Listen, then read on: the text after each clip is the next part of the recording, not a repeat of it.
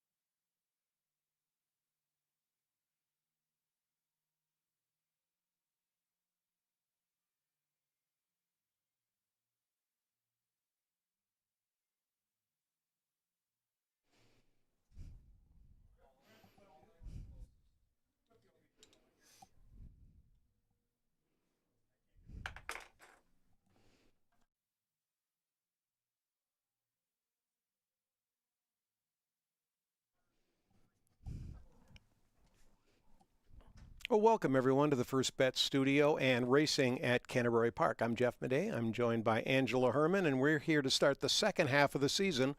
We call it the championship meet. Yes, we do. The championship meet kicks off tonight with a special Wednesday card. We don't normally have these, but we get an extra special day. We get 4 this week, and it starts tonight in about 23 minutes. It's good to see you again. It's Hall of Fame week. What better time to rejoin the races? I missed you at the rodeo. We had a lot of fun at the rodeo. I was there. But that was good. Now, you should mention tonight, because people might not know, cans of Budweiser, just $2. Rail drinks, $5. It's a perfect night to grab yourself a drink and get outside and do some gambling, because it's Hall of Fame week. This starts things here. Now, tomorrow we've got the Bob Morehouse. He's a Hall of Famer. We've got the Ralph Strangis allowance on Saturday. He's a Hall of Famer. We have the Francis Genter Stakes on Sunday. Francis Genter is a Hall of Famer as well. So we'll be celebrating a lot of the people that you come to know over the years at Canterbury Park, people that meant a lot to this track and the success that we've had. Well, and quite fitting that we do have a horse that's in the Morehouse tomorrow that kind of emulates one of his stablemates that's going into the Hall of Fame this weekend. Not quite the same career yet as Dickie Bob, one that is going into our Hall of Fame. However, we do get a pretty big favorite coming in the Bob Morehouse, deservedly so, and one of the faster members, or at least Minnesota breds, in his camp. Right, Relentless Legacy, right? Yes, it's one of the Relentless gang. I was trying to leave that part out of it, but yes, Relentless Legacy is going to be a strong favorite in there, and he comes off a nice race down at Prairie Meadows. Looks like all systems go. Yeah, and we've got quarter horse racing tonight, too, along with 6 thoroughbred races, 2 and 6. Gets us to 8. It's quite a card. But let's talk about the rest of the week, starting with tomorrow. It's $2 night. Yeah, let's do it. $2 Thursdays. We do have that same special. You can see the can that Jeff had over there. $2 beers, get in the door for $2. Get a $2 hot dog. If you don't feel like one of the $2 beers, that's fine. We'll get you a $2 Pepsi. And we've got a good card of races. As we come back from this little break, you know, we did take a week off for the rodeo. Everybody is a little more ready to run, and we do see some fuller fields. We see some bigger cards along the way too. Remember, we've got entertainment out there on the right out on the apron, right by the winner's circle. We've got some bits going between the races, and pick right back up with the fun on Thursdays. That's right. I think the field size average more than 8 tomorrow. Then on Saturday, it's Taste of Canterbury. It's the barbecue, bourbon, and bluegrass. That'll take place in, we tried it out kind of mingling with the crowd for the tacos and tequila. For this one, barbecue, bourbon, and bluegrass, the 3 Bs. It's going to be down in the Wild Horse. So it's an add-on ticket. You can get it online, or if you've already bought your admission ticket, just buy an upgrade when you get here, and you can eat. I saw the menu. There's pork belly, there's ribs, there's cornbread, some sort of cornbread something or other. What do they call those things on a stick? Skewers? Yes. And it looks great. And don't forget the bourbon. Right. Maker's Mark. Maker's Mark cocktails to go along with it. It is a culinary experience, food and drink. And if you've never been out to the Wild Horse, it's one of our big kind of group areas out at Canterbury, and it is out on track level. So you're going to be right there on the track. You just go all the way to basically the first turn. And you can watch all the action set up from there. You got your own bar out there, your own bathrooms, you got everything, kind of your own little area. Get lots of food. And a teller. And a teller out there at the Taste of Canterbury. So if you've not tried one of these Taste of Canterbury events, this one is going to be unique because it is outside, and you'll get one of the best seats in the house with some of the best food in the house if you come and join us and get that ticket on Saturday. And I think the Oracle, the current handicapper of the year, leading right now, he'll be there. So you get a chance to meet and greet. Of course. Yes, grab something you want autographed and make sure you bring it for the Oracle. He will be in attendance, as he usually is at Taste of Canterbury. Also, scratch-off Saturdays. Every Saturday we give away a scratch-off ticket to the first 1,000 guests, and every ticket's a winner. Could be some swag, could be a wager, could be lottery tickets, could be food, lots of different things. Get here early. That's every Saturday. We're right out here at the park, and we race at 5 o'clock. Gates open at 4. And getting right back into the swing of things for the weekend, we go on to Sunday with Pepsi Family Days. And, of course, these have been big because we usually have some events going along with them. Not the dog races this week, but we have unicorns and llamas taking to the track for Family Day on Sunday. Please tell me more. Well, I don't know. I mean, the llamas they're furry creatures. I mean, they kind of remind That's me. true. They're like half of a push me pull you is what they are. And they race down the track. And then we have unicorns with the horns on the head, and they race as well. And the place will be full of kids, and it's going to be a lot of fun. We've been doing it for a few years, and it always brings a crowd. It's pretty exciting. Right. It's probably not what you expect. So if you haven't seen it before, come and check it out. It is coming this Sunday, the unicorn and the llama races for the kids, along with the usual Sunday Family Day activities, and those are plentiful, including our Junior Jockey Club. And that comes up this Sunday with? Well, I still still haven't locked them in. I got to go down and talk to the riders here because the overnight just came out. So we have to get jockeys that are available. But I've got a couple of ideas that I think the kids are really going to enjoy. So that's on Sunday. You can sign up for free, learn more about racing, introduce your kids to racing. They can meet some professional athletes, learn some things with a little handbook, a little coloring book. Well, you got some cards over there too, don't you? You can get trading cards. I've got my Jermaine Bridgmahan card right here. I'm not giving that thing up, but every jockey has a trading card. You can get them. Heck, you could find some tonight, kids, if you're out here. Just ask any one of our employees for a trading card. They'll give you one. Yeah, and you can learn a little bit more about the riders. You don't always get this opportunity to get up close and personal with the athletes that put the show on. And the horses aren't going to talk, so you got to talk to the riders, and you get your opportunity to every Sunday on Family Day. Now, let's reset, because you alluded to the Hall of Fame stakes that we do have coming over the weekend, feature some of our Hall of Fame names, and induct some new ones. So what's on tap? Well, we have 2 stakes races on Sunday. There are 51.5 stakes races. The Francis Genter and the Victor Myers. These are preps for the Minnesota Oaks and the Minnesota Derby, which are $100,000, $75,000 races. They're going 6 furlongs here, then they'll stretch out in the Oaks and the Derby. Pretty good field, though. I think a field of 5 for the Myers, and I believe it's 8 in the Genter, including Summer Winner, last year's 2-year-old of the meet. Right, and she was going to try the turf. Things didn't go well there, so they'll reset and make her a very formidable favorite, I'm sure, in the Francis Genter. But you do see some of the late bloomers in our 3-year-old respective crops, the males and the females. Try to see if they can maybe make a dent in those standings as far as how their classes shape up. But getting back from the horses to the human side of things, let's take a look at the Loeffler leaderboard, shall we? Because we have the trainers race, which has remained close throughout, and it's still just 2 wins between Mac Robertson and Jose Silva. Right, and they're both going to be firing tonight, too. They've got a couple of live horses. I think you'll see those numbers change. But Joel Burnt, he's a ways back, but he's got some live horses all week as well. So I think we've got a good group of trainers here. I did some looks into the first half. Tell me. Some stats. We've had 54 trainers start a horse here, at least one. 36 of them have won a race. So that's pretty cool. I mean, that means there's wins going around quite a bit. Well, and how about owners? You have a little tidbit about the owners. The owners. Now, John Mentz is our leading owner. I think he has 13 wins. And this one shocked me a little bit. There's been 99 unique owners or ownership partnerships or whatever you might want to call it. 92 have won a race. That really surprised me. That tells you that the money that we have here, the purse money we have, is really being spread around, and that's cool because everyone's got bills to pay, and that means that the racing is competitive as well. Precisely. Anybody can win at any time, especially when it comes to our turf racing, and you can see some of the names in the Riders Colony that have been winning a lot of these races. I mean, it's been a lead for Manny Americano, but that lead has been bigger at times. You know, it's become closer, especially underneath between Roman and Gallardo. They've traded jabs in that spot all year, but you can see the wins really from top to bottom with some names like I mentioned that we know and some new additions to that room. You got Kelsey Haar fresh off her victory during the rodeo in the tackle for turquoise. You don't want to battle with Kelsey Haar if there's turquoise on the line. Just let me tell you that. Fair enough. $40 handicapping contests continue here during the championship meet every night of the season. $40 entry fee. $20 if it goes into the prize pool. $20 is what you're betting. You can find it on your Express Bet app. That's the official ADW of Canterbury Park. If you can win tonight, you get a $500 entry into the September 19th contest, and that could take you all the way to Las Vegas. And to do that, you probably want to do a little handicapping, and here's how you go about it. You go to brisnet.com. Every race day, free past performances, free information. Not too many tracks offer this. We do. It's at brisnet.com. Log on, sign up, get free info. Well, and make sure that if you do want to play the contest, know that we have more than that Express Bet available here. We also have satellites on track, all the rules, all the information, all the tracks involved in those, CanterburyPark.com. He takes a lot of time to put that schedule together, makes it worthwhile, and you'll want to get into that if you want to win your way to Vegas instead of have to pay. Now, if you want some money to maybe get into those contests, maybe have a little bit of fun when you win your way to Vegas, you should play our Pick 5. 10% takeout is the lowest in the Milky Way, and it's the last 5 winners on our card. And of course, it's the thoroughbreds involved in it, not the quarter horses. But you can make a ticket with not just one horse in each race, but really as many as you want. Then you just multiply those legs times each other. There you go. That's what you get. 2 times 1 times 4 is 8 times 3 is 24. And then you just take that with 50 cents because it's a 96 combination ticket, but they're 50 cents a piece. So $48 ticket.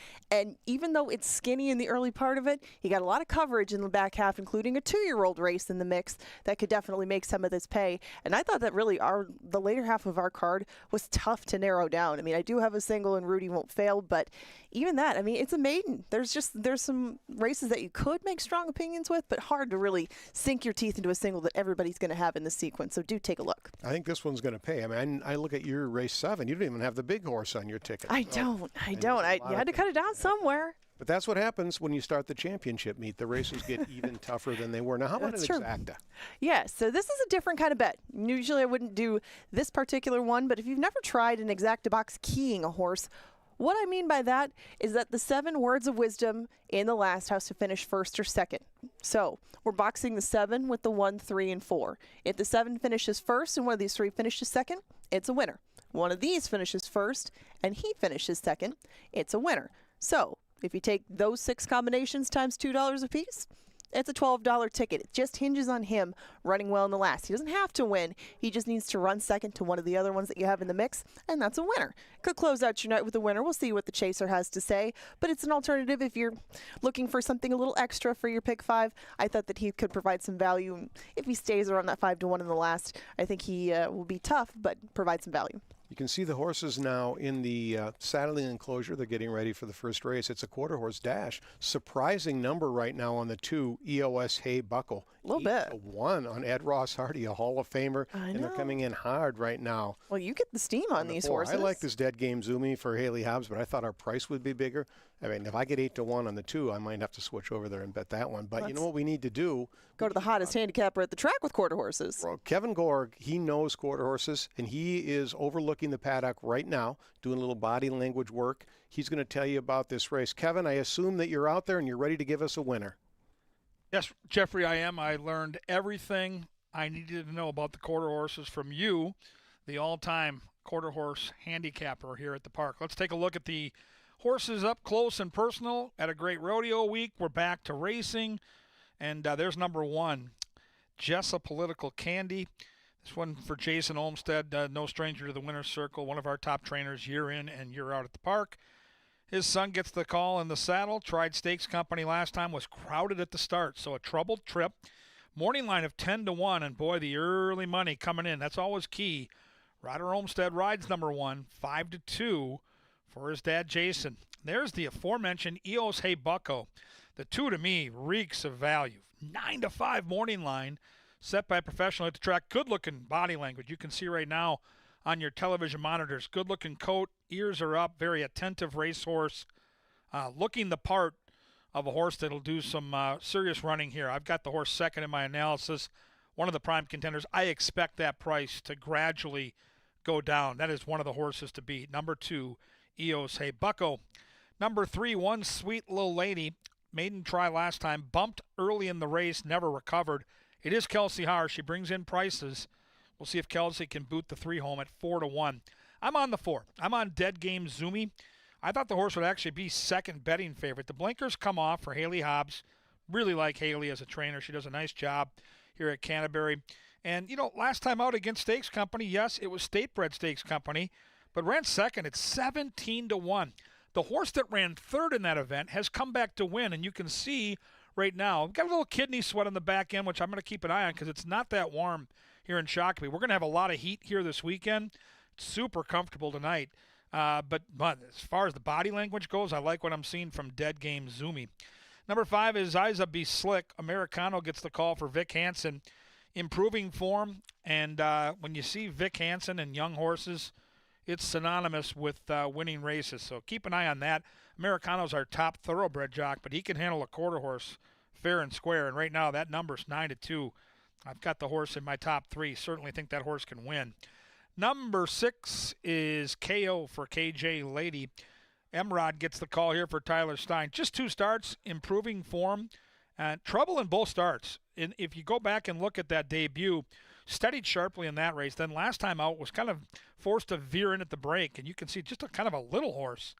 It's a little bugger, but there might be some speed there. Outside post, maybe a little cleaner trip too, and 10-1 seems more than fair up from that 6-1 morning line. We're going to get a look at all the handicappers' selection, and Jeff Madej is the resident expert with quarter horses. Don't be fooled by that subterfuge earlier. I'll be in the paddock for race number 2 to take you through the body language. We've got an early pick 4 that starts here in race number 1 as promised. The handicapper selection very split between the 2 and the 4, and then there's the old track announcer trying to sneak that 10-1 home. Paul Allen on the Olmsted horse from the rail. Great betting card.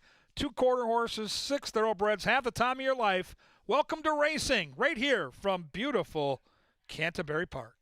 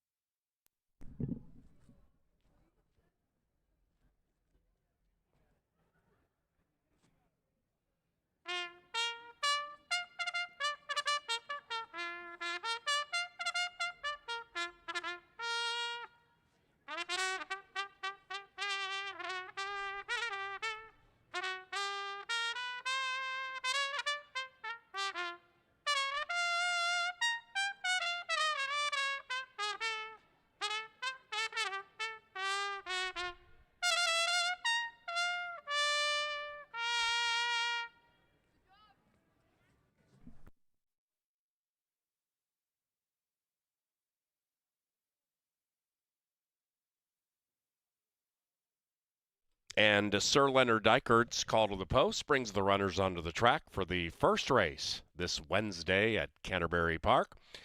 No scratches, fast main track, 5 minutes.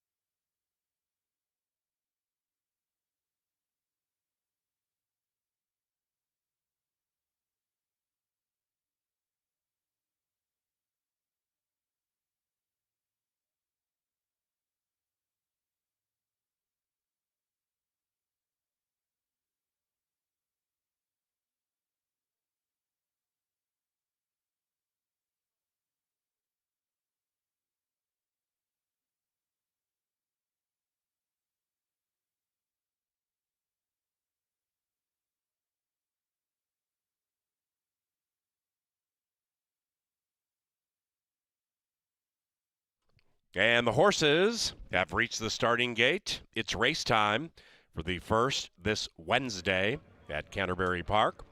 Welcome to our featured groups.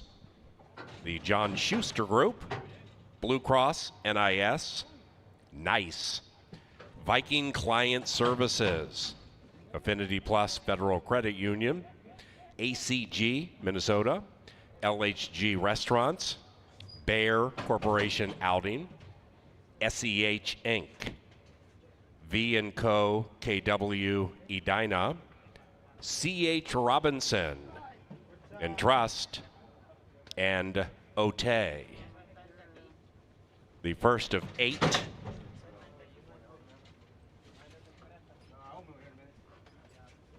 on a beautiful day in Shakopee, Minnesota, Fast Main Track Firm Turf Course. 4-day racing week this week. And it begins like this.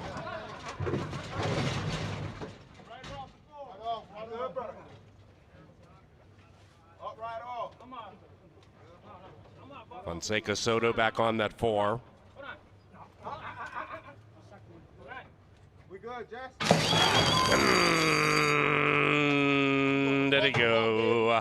From the center, dead game Zoomy zooms out quickly with EOS. Hey, Bucko. Outside of them, Eyes of Beast Slick. Then on the inside, Jessa Political Candy. 3 drive to the line together, and the favorite wins. It's Hey, Bucko.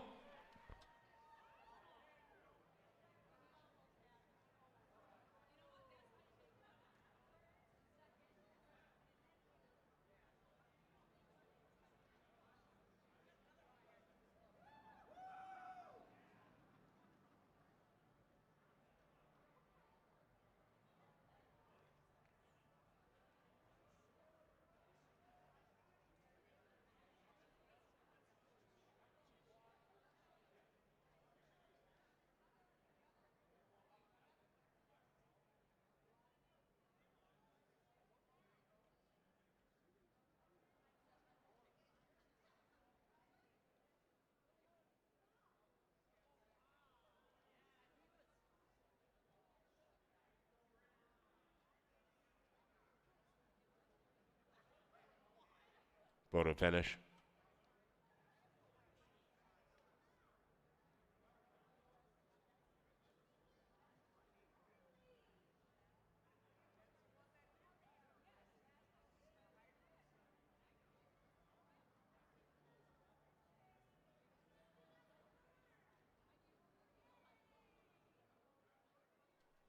And result of the photo shows the winner is number 2, EOS Hey Bucko, 2546. It's unofficial. Racing at Canterbury each and every day, provided by Apple Autos, Tri-State Bobcat, Quick Trip, Loeffler, Maker's Mark, Minnesota Lottery, Anheuser-Busch, Comcast Xfinity, John Deere, and Minnesota Soybean Research and Promotion Council. Racing this standalone Wednesday is provided by Budweiser and Pepsi. Result still unofficial.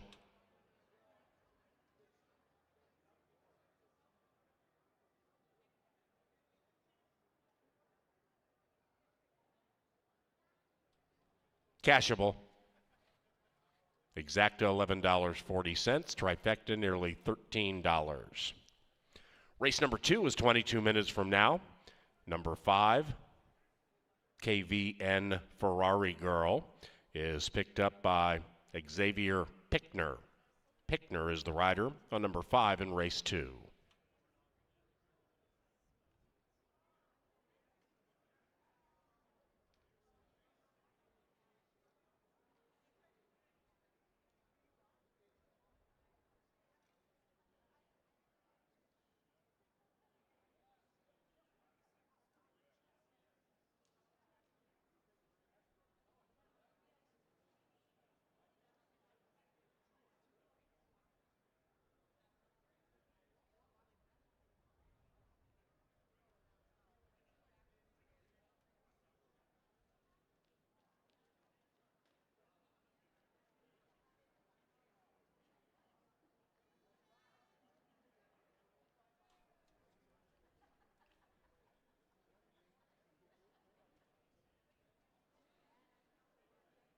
The first to find the winner's enclosure, EOS Hey Bucko and Angel Ramirez.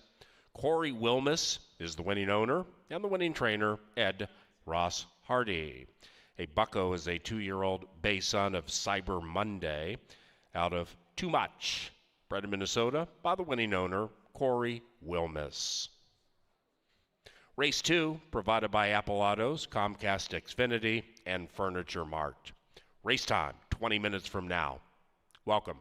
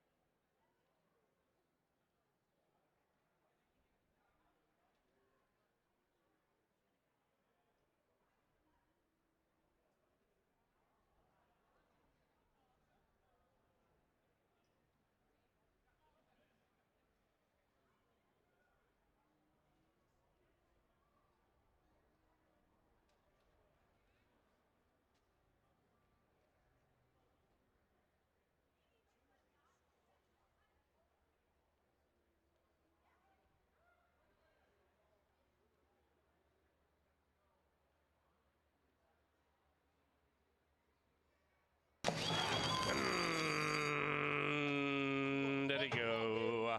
From the center, dead game Zoomy zooms out quickly with EOS. Hey, Bucko. Outside of them, Eyes of B Slick. Then on the inside, Jessa Political Candy. 3 drive to the line together, and the favorite wins. It's Hey.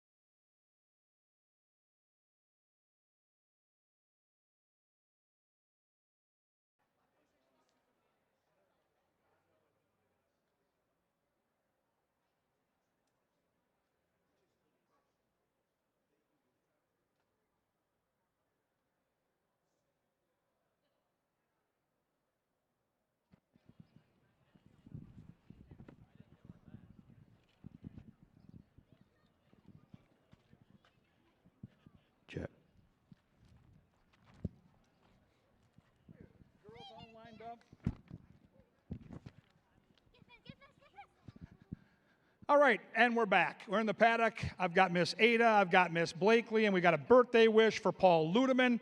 Paul Ludeman, you're out here. You got a big chance in the stakes tomorrow. Happy birthday to you, Paul, and welcome to Canterbury on a Wednesday night. Ada and Blakely don't normally come to the track, but they figured, hey, it's Wednesday night. There's rarely racing here. They live over in Prior Lake. Grandpa and Grandma said, let's go have some fun, see Uncle KG. We'll have a little fun seeing the horses. They're going to help me pick out the best-looking quarter horse in the paddock here for race number 2.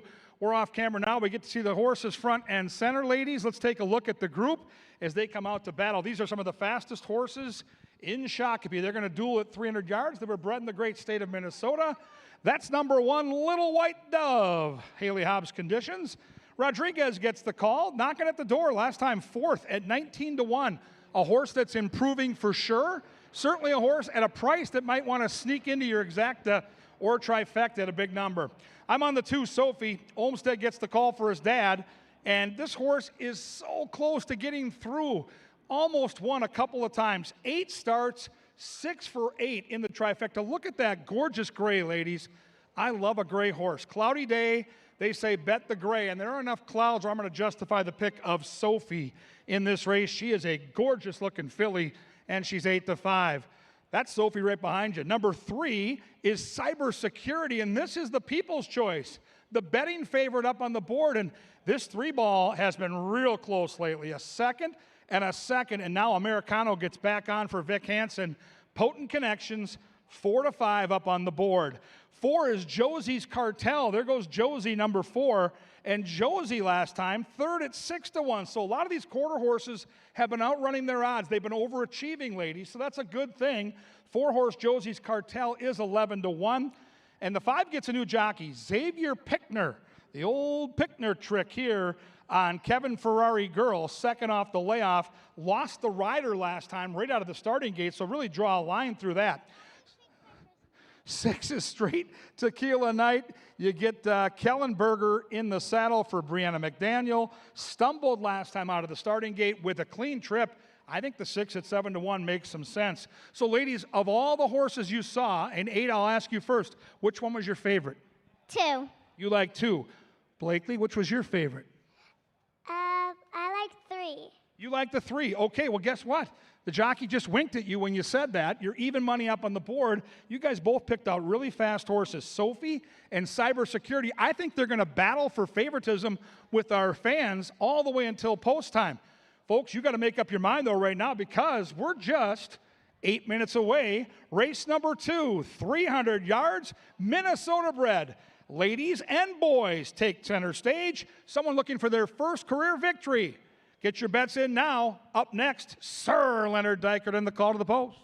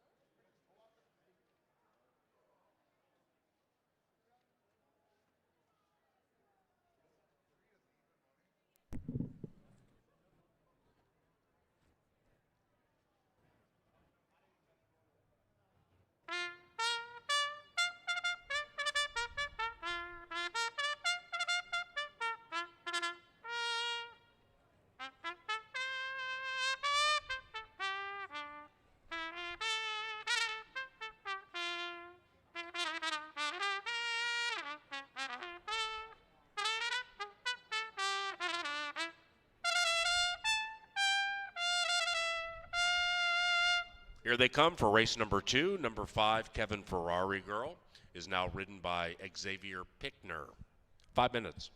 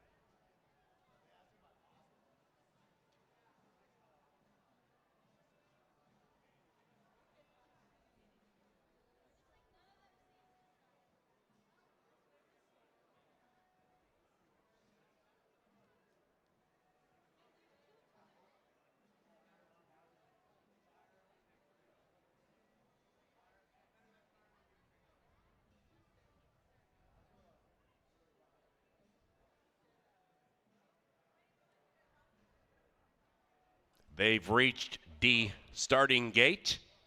It's post time. Moving in line.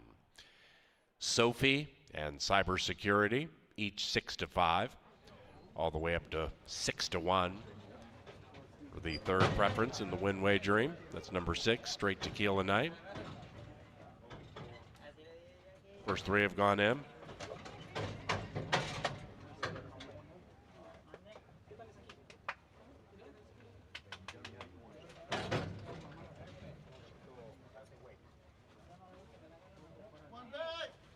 One back. Stand by for the 32nd running of the Hashimoto. And they're racing. Some colliding between 2 and 3 shortly after the start. Little White Dove came out big, so did that gray Sophie. After that is Cybersecurity, and then it's Josie's Cartel, but Sophie is way too good. Wins it by nearly 2.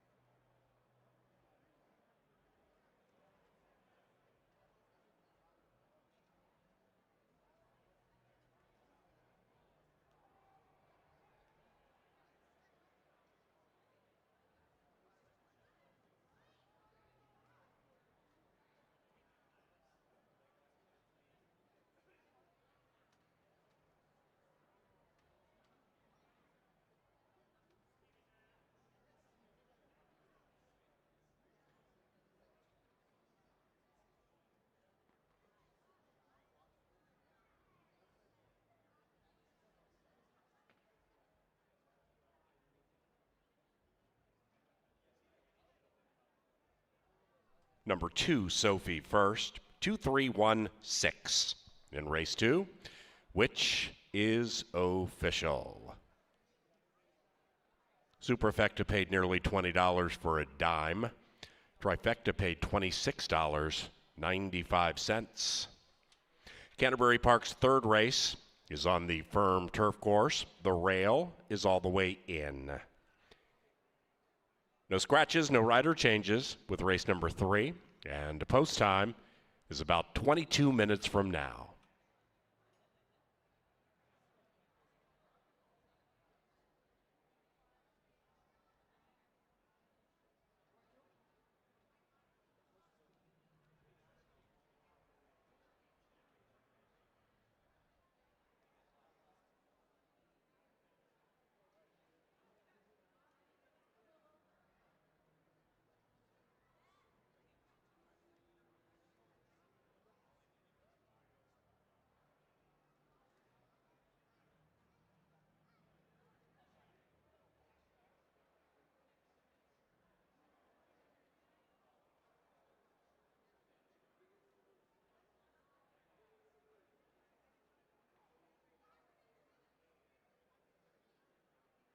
The third race is courtesy of Busch Light and Quick Trip.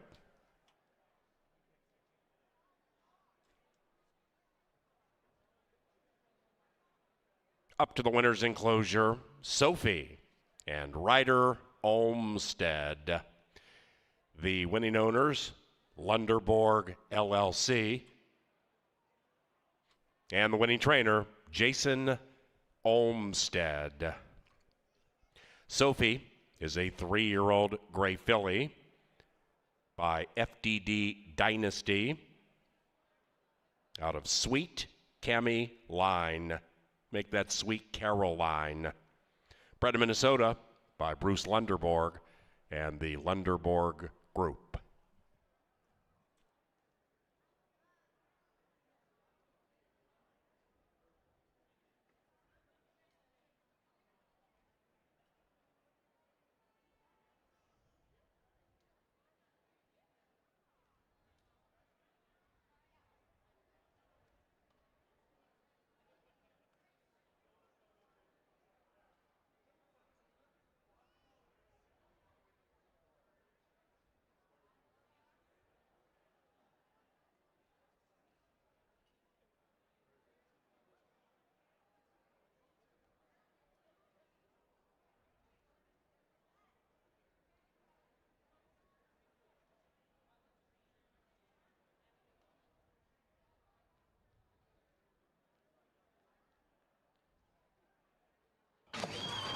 And they're racing. Some colliding between 2 and 3 shortly after the start. Little White Dove came out big, so did that gray Sophie. After that is Cybersecurity, and then it's Josie's Cartel, but Sophie is way too good. Wins it by nearly 2.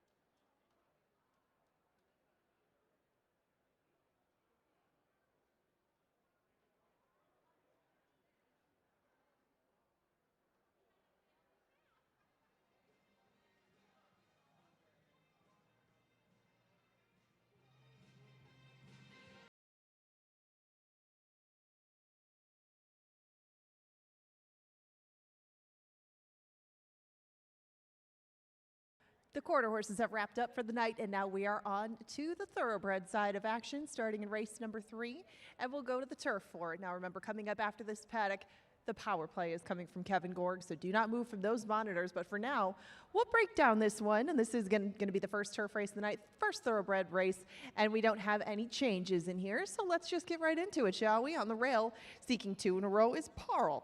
Parl hasn't been on the turf for quite some time, though. Kind of hard to judge her turf races, too, just considering the last time that she raced on the grass, she was in Southern California. A whole different kettle of fish here, but she does draw a nice post towards the inside. Kelsey Haar will be aboard her, and he has some speed to work with on the inside. Even though this filly did come from just a little out of it last time, she definitely has the amount of pace that I think she could be on the lead, if not contesting it, and she'd have to contest it with the filly right next door. That's been the favorite really from the start, and that's Queen Atlas.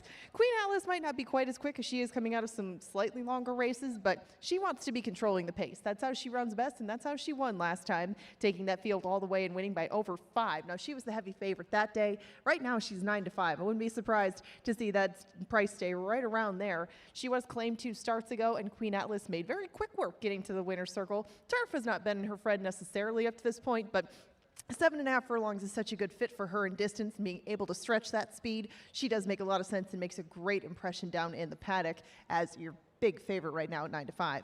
You get a big price on Merlin's Sister, though. Merlin's Sister usually is coming late. She should be in the picture in the closing frames of the race, because normally this one is at the back of the pack early. But she's run all right on our turf, just as long as she gets a couple of races into her. I was maybe going to look for this one a bit down the road. There is a big layoff here. She took all of 2025 off, and now she is back for her 3rd start as an 8-year-old. But again, that's a big layoff, and Merlin's Sister might not have the most pace to run down in here. I mean, I just talked about the 2 on the inside, but she and the 2 to her right are both closers, and that's Alcohol as well. I would expect this one to come down in price. The will pace would show that she'll probably be maybe even just a touch lower than that 5-2, but Alcohol is taking some money in the will pace. We'll see how that board does turn out, and Alcohol doesn't have much experience up here. You know, she's tried the dirt down in Prairie Meadows. She just came up here and tried the turf course last time. Not much doing late in that one, but she was against some horses who have racked up some wins over our turf in the past, including the winner, Rose View. She took plenty of money in any start prior to that, including a few turf races down at Tampa.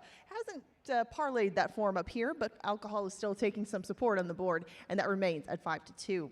5-1 is the price on Fall Moon right next door, and Fall Moon, for as hard as she does try, just doesn't seem to have quite the same edge up here as she has at other tracks. Fall Moon is just 1 for 25 up here, but a lot of pieces to go with that, and she, kind of like the other closers just to her inside, I didn't know if she was going to have the best scenario to run everybody down late, and Fall Moon usually is coming late. Not the case for Dixie So Fast right next door. These two used to be stablemates long ago, but Dixie So Fast has quite a bit more pace to her. It's just that she's going to be to the outside of anybody else who is trying to contest the lead. Not the most ideal circumstances, but she is only 11 starts deep in her career. Some room to improve, and this will only be start number 4 on the turf. And Dixie So Fast might be able to take this field along at a big price on the front end of 12-1. 15-1 is the price you get on Mark of Victory. That's a big overlay if you liked her morning line. It's just that this is another mare that tends to get a lot of seconds, a lot of thirds, makes a good impression down in the paddock, and will be coming late, but she will be at the mercy of the pace, just like the rest of these, and has yet to find a victory on local turf. Now, the outside horse is interesting. Serious Light is Kevin's choice in here. The Rushton stable brings her out to play for the first time up here, and she is taking a little bit of money. She's just been off since January. That was about the only drawback ahead with her. She's a little bit warm out here, but she does have some speed to get herself away from that outside post and maybe not lose so much ground. It's just how much time off she's had that sort of drew me away from her. Put her in second, though, and I'll take it 2, 8, and 7 in this upcoming 3rd race. Lots of betting options if you want to bet on it, and you should. Win, play, show, exactas, tries, supers, doubles, dollar pick 3s, and 50-cent pick 4s. It's all going off in 8 minutes, and it's a very complex sort of group to do it. If you don't like Queen Atlas, you're probably getting a good price on your top choice in the 3rd. But like I said, do not move. If you're watching it right now, you're going to want to keep watching, because there's a winner coming your way, and it's the form of Kevin Gorg's Power Play coming up and coming at you next.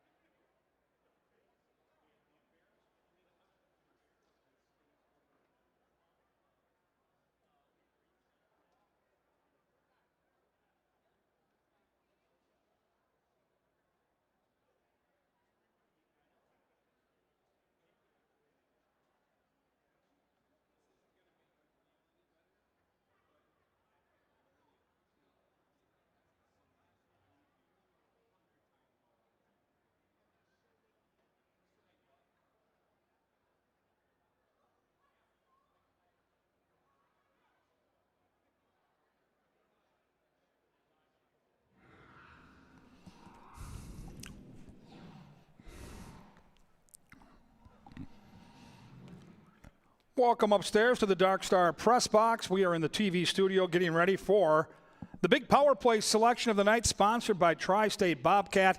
Thank you, Tri-State Bobcat, for your great support of our racing product.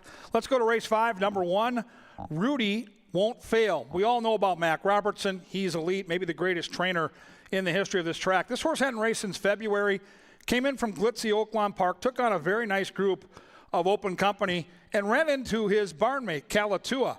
Now, it's rare that the two horses run 1-2 from the same trainer and same owner, but that's what happened. The familiar purple and gold silks, you can see on the lead, the 1-9 favorite.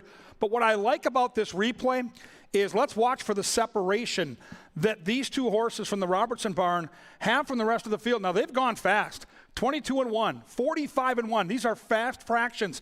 A lot of times the chasers, when a 1-9 shot's leading like that, get very tired late. Just the opposite for this horse.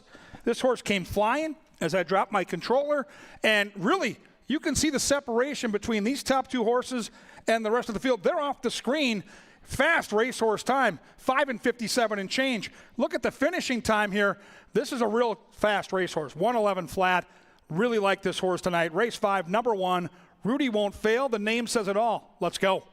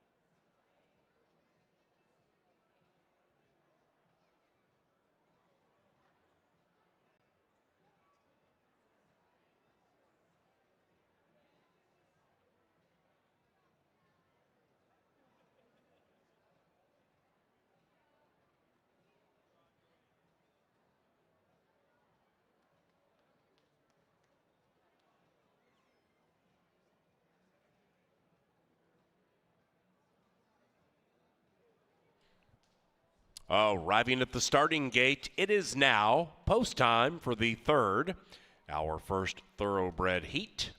Turf course firm, Alcohol, getting a majority of the late win wagering down to 2-1. Queen Atlas also 2-1. Our leading rider, Manny Americano, +8 on Constantino Roman. And our leading trainer, Hall of Famer Mac Robertson, +2 on Jose Silva Jr. In line, Parle, one of a couple in here, looking to extend winning streaks. Queen Atlas looking to win 2 in a row, 8-5. Merlin's Sister, 8-year-old mare, looking for her first win in 4 years.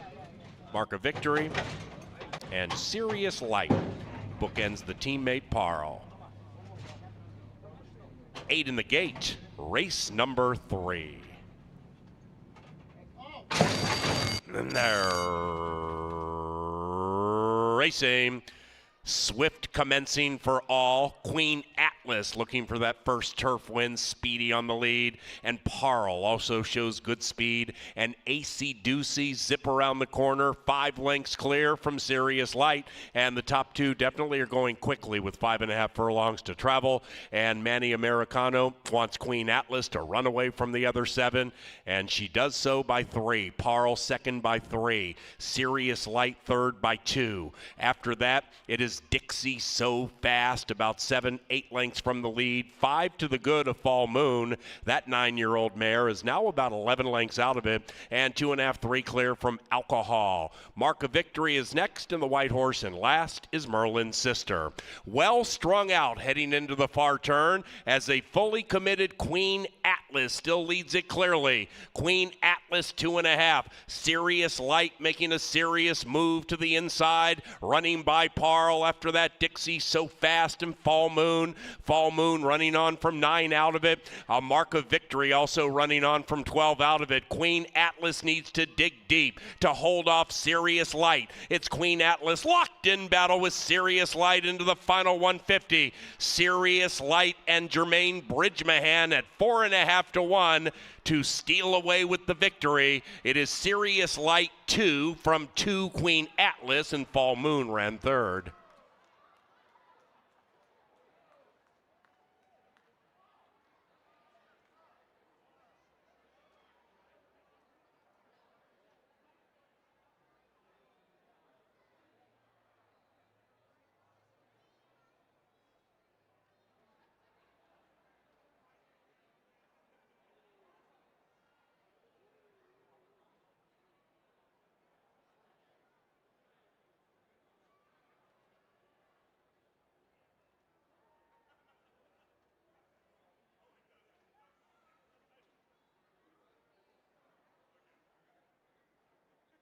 The pick 4 begins with a bit of an upset. Serious Light at 4.5 to 1 first. Beaten favorite second. 9-year-old mare third. Parle fourth.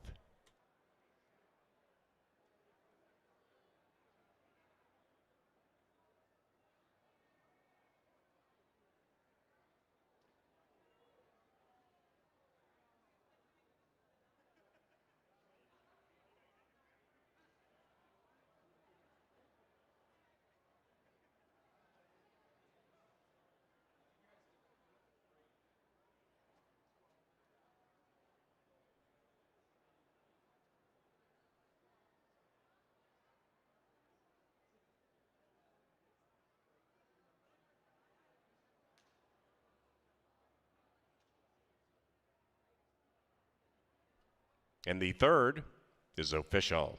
First pick 3, $73.80. $1 exacta, $14.70. Trifecta, $33.70. 10-cent superfecta, $27.93.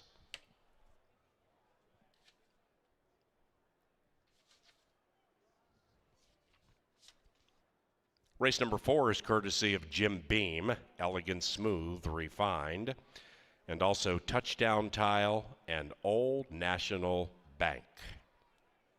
No scratches or rider changes in the 4th race. Back to the fast main track for the Canterbury Park Pick 5 with the Nation Low Takeout. Race number 4 about 22 minutes from now.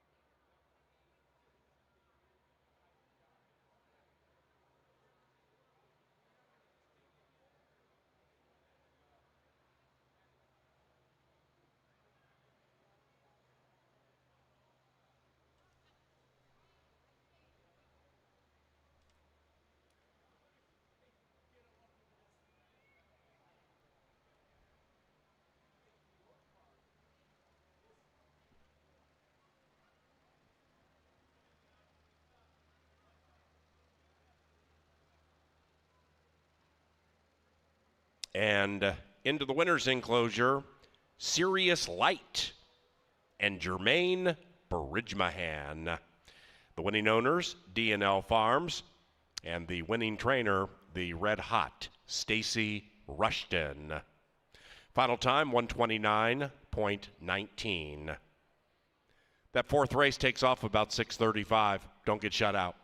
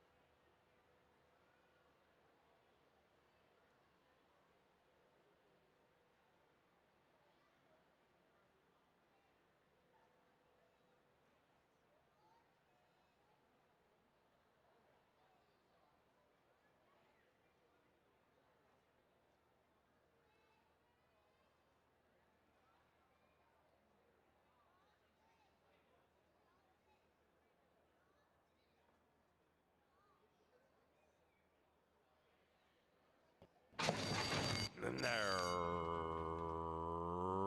racing. Swift commencing for all. Queen Atlas looking for that first turf win. Speedy on the lead. And Parle also shows good speed. And AC Ducey zip around the corner. 5 lengths clear from Sirius Light. And the top 2 definitely are going quickly with 5.5 furlongs to travel. And Manny Americano wants Queen Atlas to run away from the other 7. And she does so by 3. Parle second by 3. Sirius Light third by 2. After that, it is Dixie So Fast, about 7-8 lengths points from the lead, 5 to the good of Fall Moon. That 9-year-old mare is now about 11 lengths out of it, and 2.5, 3 clear from Alcohol. Mark of Victory is next in the white horse, and last is Merlin's Sister. Well strung out heading into the far turn as a fully committed Queen Atlas still leads it clearly. Queen Atlas 2.5. Serious Light making a serious move to the inside, running by Parle. After that, Dixie So Fast and Fall Moon. Fall Moon running on from 9 out of it. A Mark of Victory also running on from 12 out of it. Queen Atlas needs to dig deep to hold off Serious Light. It's Queen Atlas locked in battle with Serious Light into the final 150. Serious Light and Jermaine Bridgemahan at 4.5 to 1 to steal away with the victory. It is Serious Light 2 from 2 Queen Atlas, and Fall Moon ran third.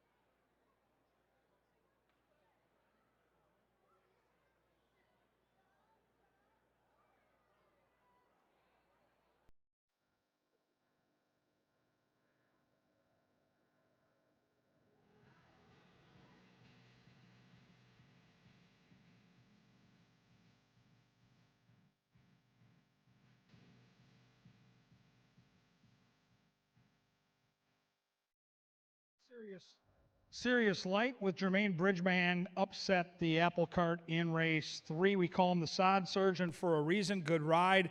Got the trip behind the speed. Got the money at 9-2. We sail on to race number 4, 1 mile the distance. These are claimers at the $7,500 tag. Small field, but I think if you can look at the betting board right now, it looks like it's pretty well spread out. I think it's a very evenly matched group, which makes it difficult for the wagering patrons. Let's take a look at the field, starting with this one right here, number 1, Lemon Zone. This will likely be the favorite when they get to the gate. Eddie G gets the call here for Edgar Espinoza. 4 starts on the Canterbury main track, never worse than third, with a win, a couple seconds, and a third. Has that stalking style. It's been running at 6 furlongs, but mostly 7 furlongs, so has been sprinting. I think the stretch out works with his running style. 5-2 is a fair price right now on Lemon Zone. I'm going to try More Money Mo. Constantino Roman gets the call. This is the other Edgar Espinoza horse. And even though this horse is yet to win on a fast track, his speed figures, the turf to dirt, his running style puts him in the race. I just think he's going to get a good trip. And right now the fans are betting him 4-1 morning line, cut in half at 2-1. Number 3 is the speedy Argent for Cars. Kelsey Haar gets the call. And this is yet another Edgar Espinoza horse. I would expect the 3 to be on the engine. If Kelsey can get loose, get to the lead, and then slow things down, this horse could be dangerous. This horse has been facing better competition. Horses like Finster and Big Hammer would be significant favorites against a group like this. So dangerous if the 3 is loose with Kelsey. And right now, the longest shot on the board at 9-2. 4 is Copper Jacket. Our top jockey is Americano. He rides for Tony Rengsdorf. Trouble out of the gate in 2 of the last 3. So keep a close eye on this one at the start of the race. If the horse gets out of the gate cleanly, the horse could be a real problem here because with those trouble trips, the speed figures absolutely fit with this group. I think the 4 is super live, so do the fans, 2-1. 5 horses, No Bills Campaign. Luis Fuentes gets the call for Manny Ortiz. Has been sprinting, comes off a nice-looking maiden-breaking score. That 53 buyer figure puts this horse in the conversation, but that was against maidens. Now we're facing winners. That's what we call the deep end of the pool. We'll see how the horse handles the stretch out as well, but you can't argue with the current form coming off that sharp-looking win. All the horses behaving real well here in the paddock. It's a beautiful night in Shakopee. If you're watching across the nation, we're kind of center stage tonight. Don't look for any excessive sweat if you want to bet a horse tonight. It's going to be warm here this weekend, but it's super comfortable right now. Everybody behaving well. All 5 set to go 1 mile. Claimer starts the big-time pick 5. We just got to look at Angela's $48 ticket. The pick 5, where you can make hundreds, maybe thousands of dollars. It's got the lowest takeout in North America. Play the Canterbury pick 5. They're at the gate in around 8, and then they're going to get it on. Next.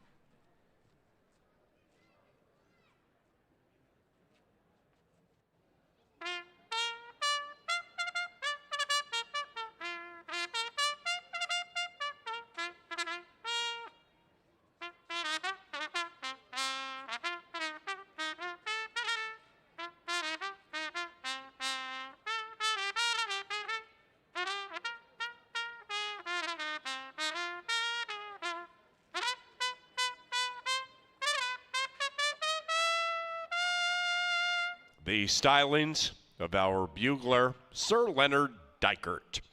And the call to the post brings them onto the fast main track for the CBY Pick 5. No scratches. 6 minutes.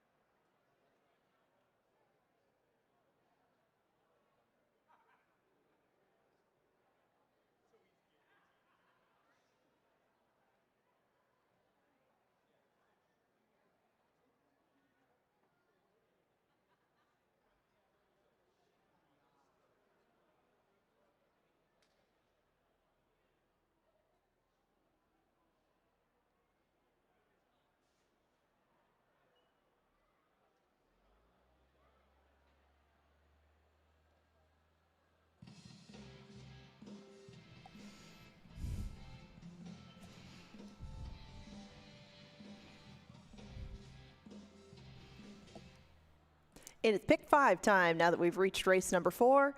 And a horse that you might want to add into the last leg is a horse that I like a lot on the lead. If you go to race number 8, you're going to look to the outside. One of a couple from Tony Rengstorff's camp is the 7 Words of Wisdom. And I think that he might be the controlling pace in the last race. Now, there is some speed to his inside, but we are going to take a look at this because this was my recommended wager of the day. Of course, use him in the pick 5, but if you don't want to play all that deep in it, you can try this exacta box in the last race, 7 with 1, 3, and 4. That means the 7 has to finish first or second. One of these 3 has to finish in the mix with it. But taking a closer look at Words of Wisdom, this is his recent slate of races through the last year, essentially. And it's because Words of Wisdom has only had 1 race appear this season. It was his first race of the year. It was 7 furlongs. He was on the outside post, and he had to use himself to set that quick pace. Now, Words of Wisdom tired out late, understandably. He's going to come back to some conditions that were a little more friendly to him last year. That's going longer. You can see some 2-turn races at Canterbury when he first started out for the barn went very well towards the front end. Probably will be a little bit bigger price than he was those 2 days too. You can see he was odds on for the first win, and of course that second place finish following it up. Words of Wisdom also has worked very well since his last start. You can see these couple of bullet works really sharpening him up, I thought, for the second start of the year. And if Words of Wisdom can recapture any of that old form, maybe turn back the clock, I think he could take this field pretty much all the way on the front end. You're not short of Words of Wisdom up here in the press box. Hopefully he comes home a winner in the last today.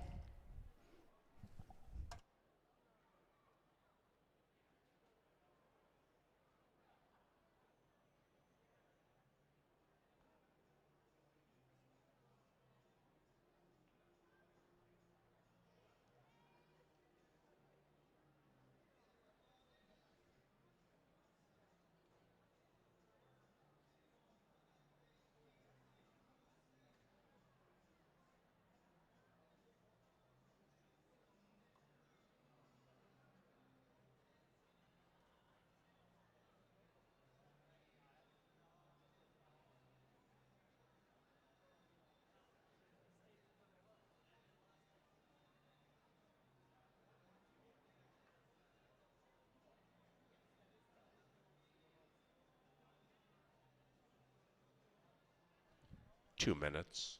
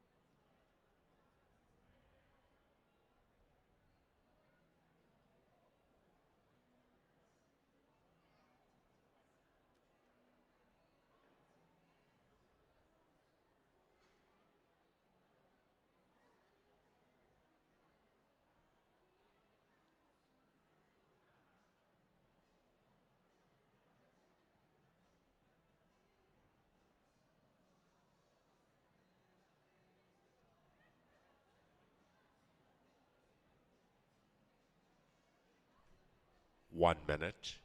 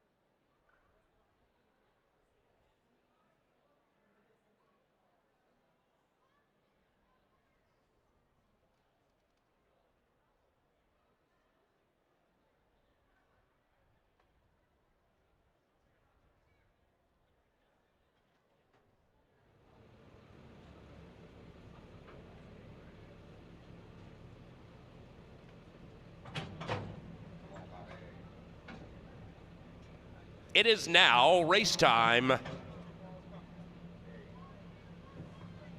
And the CBY pick 5 to back.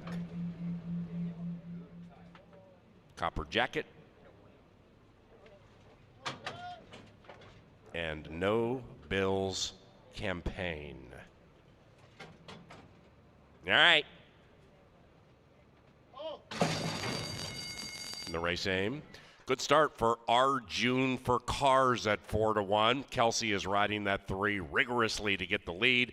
Our June for Cars will cut the corner with a narrow advantage over Copper Jacket. And they are 3 lengths clear from No Bills Campaign, advancing a bit, but overtaken for third by More Money Mo. Very reasonable pace, and Our June for Cars makes that pace. The one in last is Lemon Sun, last and about 10 lengths from the lead at 8-5. Up the barn side they travel, race 4, CBY. It is Our June for Cars, about a half with company and pressure now applied by Copper Jacket, 2.5 clear from More Money Mo. Then we come to No Bills Campaign, and still in last is Lemon Sun, but now just about 8 lengths behind Our June for Cars. And Our June for Cars has been calling the shots since they entered the first turn, still leads it. Outside of that, Copper Jacket cuts that lead to a neck. Kelsey hasn't done much on Our June for Cars yet. Meanwhile, Americano all over that 4, and now they're 5 clear from More Money Mo. Lemon Sun beginning to run on from last. Top of the stretch, Our June for Cars shaking up hard. Outside of that is Copper Jacket. Copper Jacket alongside, but still has not gone by. After that, it is Lemon Sun, 5 back in third with More Money Mo into the final 150. Our June for Cars not giving up. Copper Jacket trying not to run second. Our June for Cars has taken them wire to wire.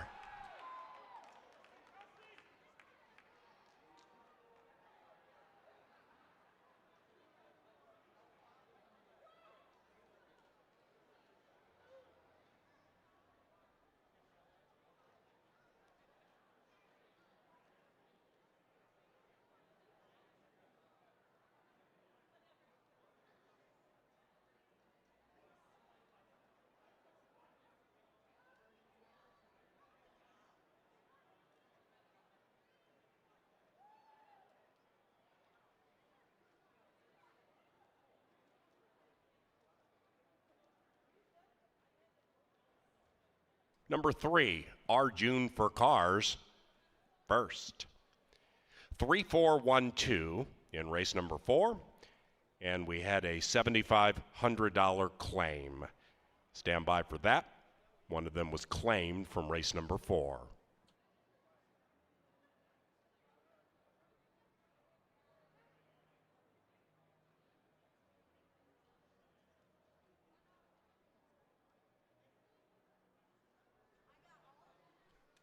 Ladies and gentlemen, the 3rd place finisher, Lemon Sun, was claimed. The price tag, $7,500. The new trainer, Vic Hansen. The new owner, Claudia Gobel. Number 1, Lemon Sun, claimed, $7,500. Hansen Gobel. Race 4 is official.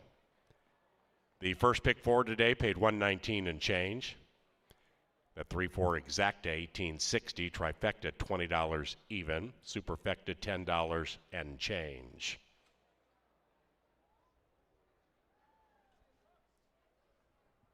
Atta girl.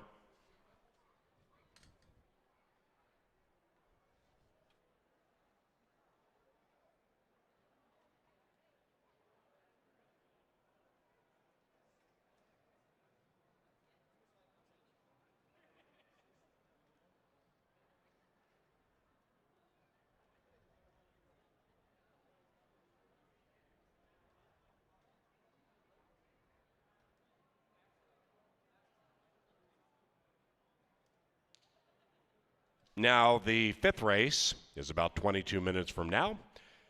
It offers the final pick 4 this Wednesday of racing at Canterbury Park. No scratches, no rider changes. And the 5th race is provided by Pepsi, John Deere, and Continental Diamond.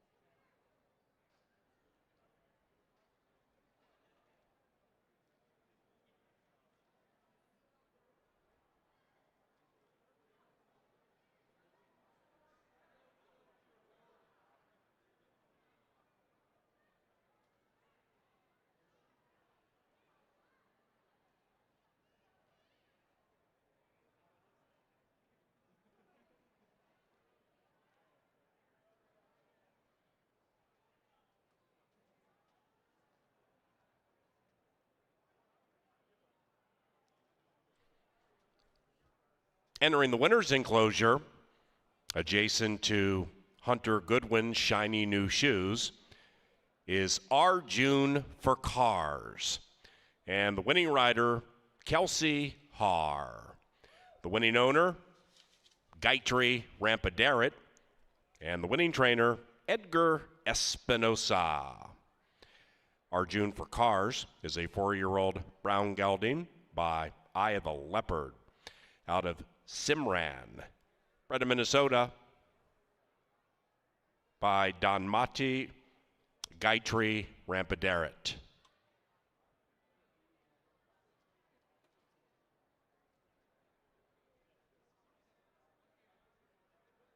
Fifth race, 20 minutes from now.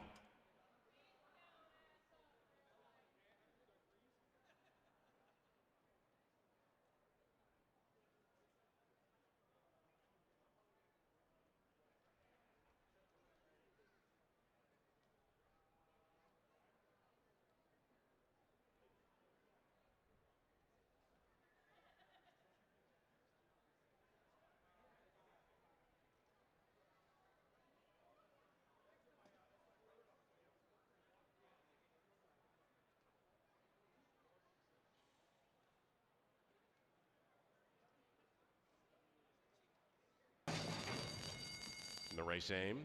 Good start for R. June for Cars at 4-1. Kelsey is riding that 3 rigorously to get the lead. R. June for Cars will cut the corner with a narrow advantage over Copper Jacket. And they are 3 lengths clear from No Bill's Campaign, advancing a bit, but overtaken for third by More Money Mo. Very reasonable pace, and R. June for Cars makes that pace. The one in last is Lemon Sun, last and about 10 lengths from the lead at 8-5. Up the barn side they travel, race 4, CBY. It is R. June for Cars, about a half with company, and pressure now applied by Copper Jacket, 2.5 clear from More Money Mo.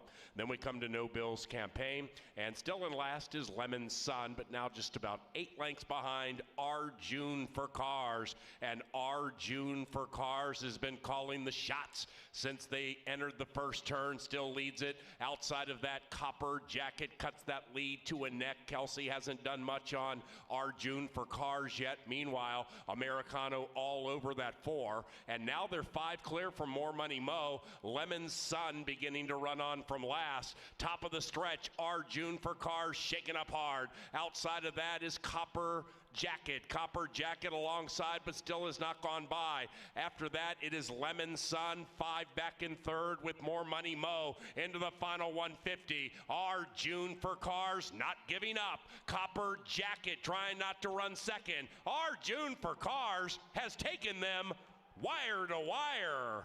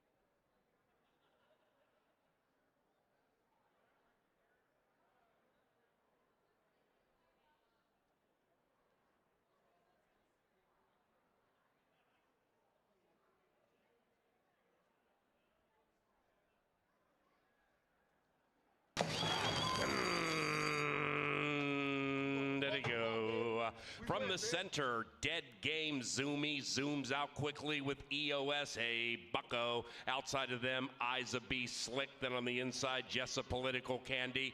3 drive to the line together, and the favorite wins. It's Hey. And they're racing. Some colliding between 2 and 3 shortly after the start. Little White Dove came out big, so did that gray Sophie. After that is Cybersecurity, and then it's Josie's Cartel, but Sophie is way too good. Wins it by nearly 2. Running on from 12 out of it, Queen Atlas needs to dig deep to hold off Sirius Light. It's Queen Atlas locked in battle with Sirius Light into the final 150. Sirius Light and Jermaine Bridgemahan at 4.5 to 1 to steal away with the victory. It is Sirius Light 2 from 2 Queen Atlas, and Fall Moon ran 3rd. Outside of that is Copper Jacket. Copper Jacket alongside, but still has not gone by. After that, it is Lemon Sun, 5 back in 3rd with More Money Mo into the final 150. Our June for Cars not giving up. Copper Jacket trying not to run 2nd. Our June for Cars has taken them wire to wire.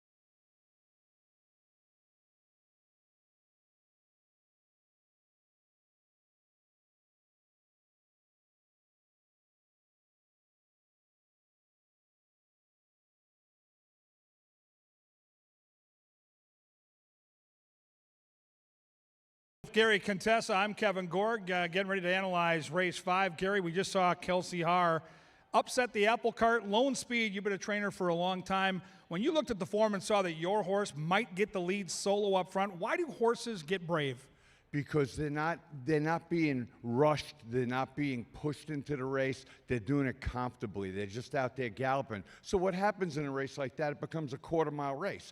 The horse is well within himself to the top of the stretch, and then it's like, let's see what you got. And that was very comfortable for that horse. She brought that horse back. That horse hadn't run a good race in over a year. Right. And you see what being alone on the lead for 7/8 of a mile did for that horse. It's just a great situation to be in. Love it. Love your analysis as always. Former Grade 1 winning trainer Nutella Fella in this weekend, by the way, at Saratoga, the horse you won that Grade 1 with. I want to talk about maidens because when you hear the word maiden race, fans, these are horses that have yet to win. And you and I have talked on the mic here this season at Canterbury about some horses need a couple of races to figure it out. Some need even more. Is there a number when you were training where a horse hadn't won a maiden, when it got up to like 0 for 7, 0 for 8, 0 for 9, 0 for 10, where you thought maybe this horse isn't going to figure it out? Well, you kind of try everything. You know, if he's not doing it 3/4 on the dirt, then you go to a mile on the dirt. You go to grass. I'd say after about 5 or 6 races, you got a pretty good handle on that horse. And sometimes they just stay maidens. You know, they need to find an easier group. This is a very interesting betting race, as our races often are, because you have the one horse in here. He looks fantastic, and he's run against better horses his entire career.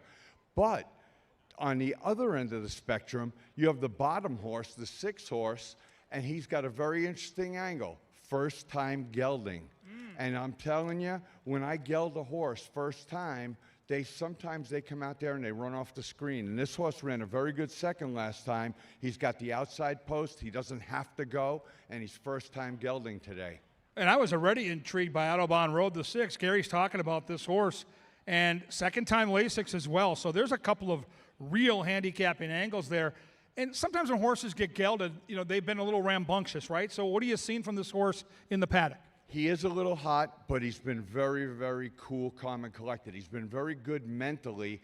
He is showing a little sweat, but that's understandable. You bring a horse in, they're sweating a little bit. He's not sweating too much. But again, the one horse has been really running against much better horses, and he's supposed to really dominate this race.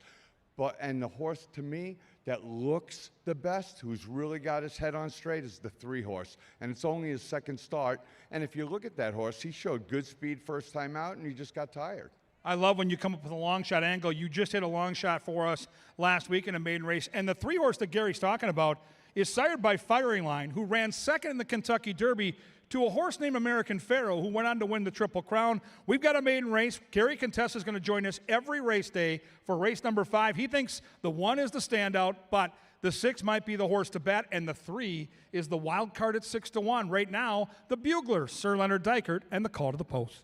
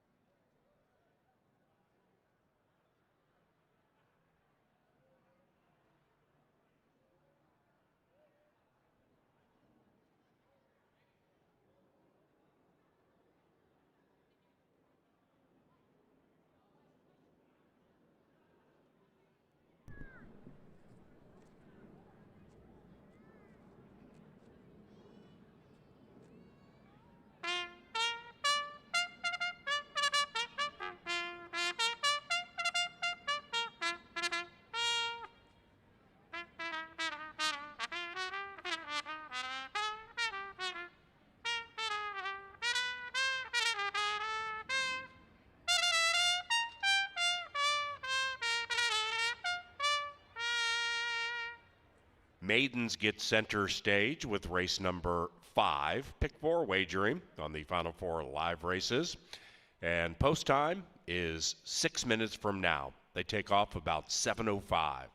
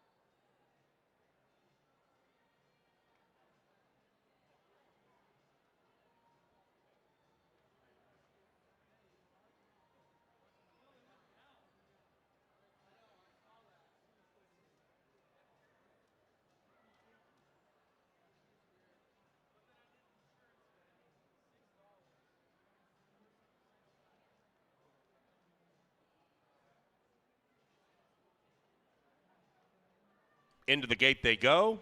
It is now race time.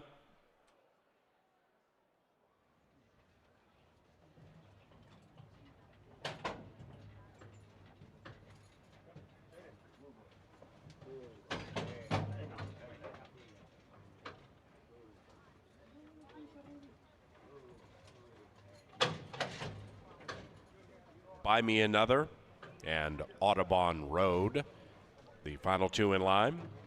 Rudy Won't Fall, prohibitively favored. And Audubon Road, the last in line. Ready to take the fifth.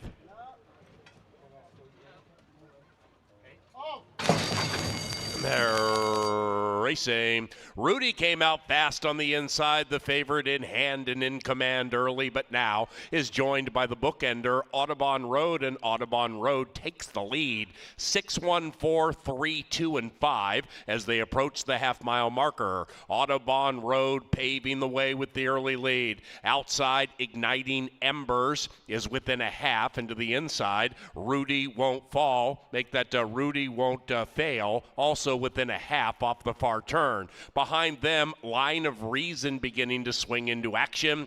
Tap the Kid between runners, about 4 lengths out of it. Audubon Road still leads. Way back to Buy Me Another and last. Around about the quarter pole, it's Audubon Road leading it from Igniting Embers. Rudy Won't Fail at 1-9, just off the heels of the leading two on the inside. Outside, Line of Reason trying to trigger an upset at 24-1, and between them is Tap the Kid. Here comes Rudy, and indeed, Rudy will not fail. Audubon Road fights back diligently, but number one is number one in race 5. It's Rudy Won't Fail.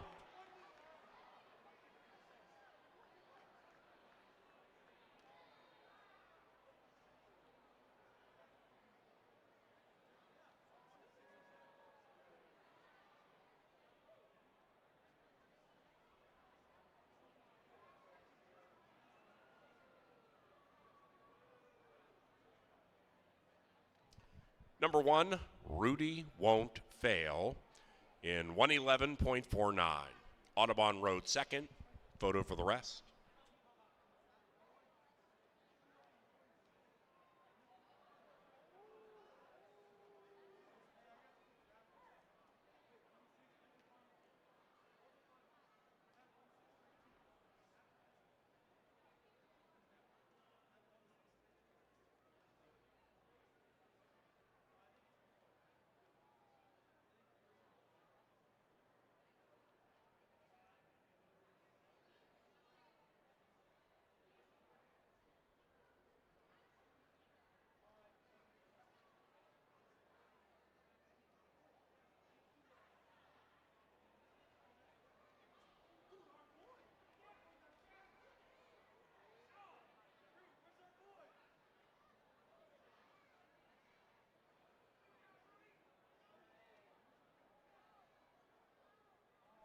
One 6-2-3.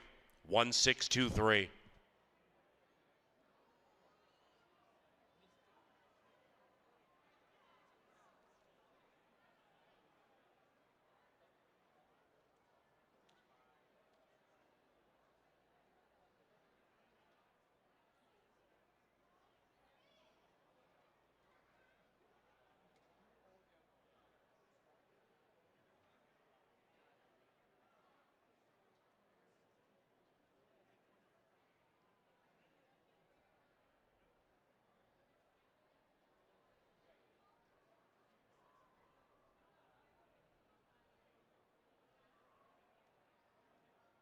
And the fifth is official.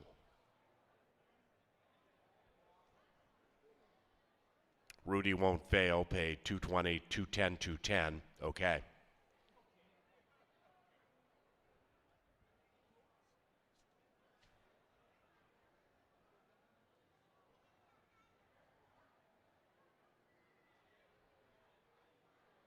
And the maiden breaker heads into the winner's enclosure. He is Rudy Won't Fail and Manny Americano. The winning owner, John Mentz, and the winning trainer, Mac Robertson. Race 6 begins the pick 3 on the final 3 live races this Wednesday. Baby Girls get center stage about 22 minutes from now.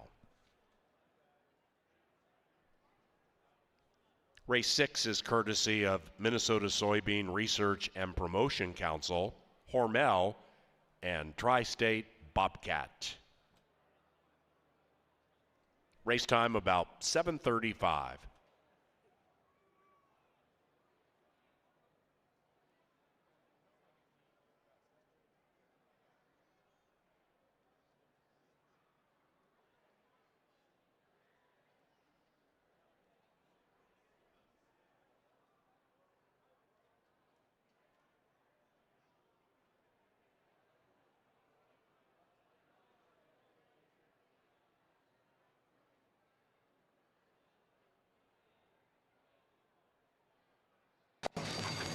They're racing. Rudy came out fast on the inside, the favorite in hand and in command early, but now is joined by the bookender, Audubon Road, and Audubon Road takes the lead. 6-1, 4, 3, 2, and 5 as they approach the half-mile marker. Audubon Road paving the way with the early lead. Outside, Igniting Embers is within a half, and to the inside, Rudy Won't Fall. Make that Rudy Won't Fail, also within a half off the far turn. Behind them, Line of Reason beginning to swing into action.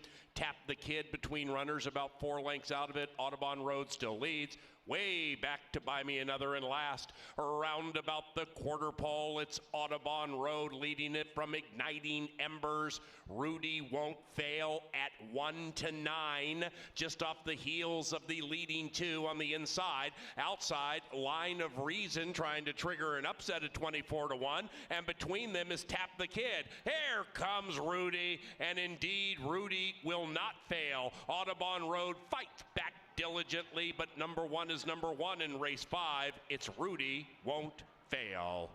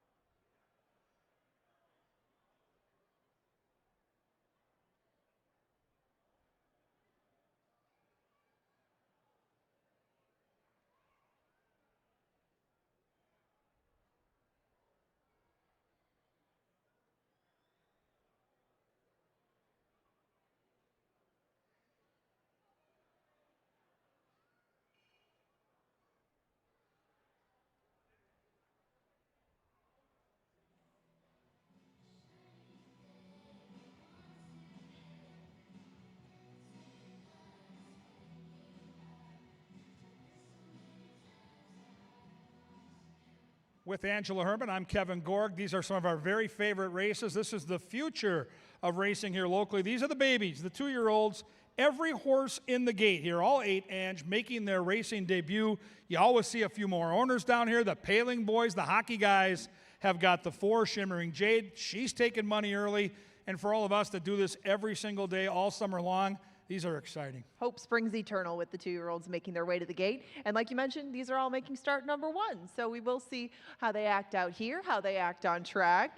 The girls are making a little bit of noise behind us, and you will hear that and see that with 2-year-olds. So they're ones that you are going to want to keep an eye on, both out here in the walking ring and, again, as they get to the gate, because they can tell you a lot before the race, at least how they're conserving their energy. And you do see a pair from the Nick Goodwin stable, the 1 and the 4, both trained by him. But the 1, Avos Rose, ridden by Betty Jo Williams, and Paul took this horse. Avos Rose, a little bit live on the board, too. Looks like she had taken some early money. Now she's drifted up to 23-1.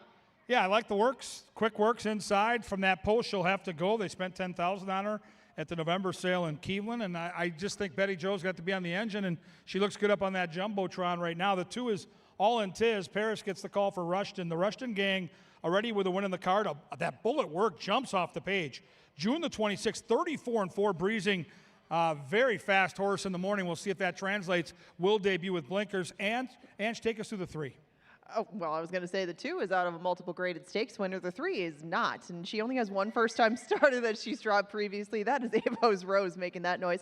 Real Eyes has some speedy works to her. You can see that bullet work out of the gate, but the only half-sibling to this one raced in quarter-horse races, 330 up to 870. Whoa. Yes, this one's got some serious speed to her, at least on the top line or on the bottom line. But Real Eyes with that inside post, I thought we need a little bit more clear sailing than she might get. This is just what you get with 2-year-old races. Now, Shimmering Jade, a full Stunning Sapphire. This one, too, has plenty of works leading into this. What do you make of Shimmering Jade?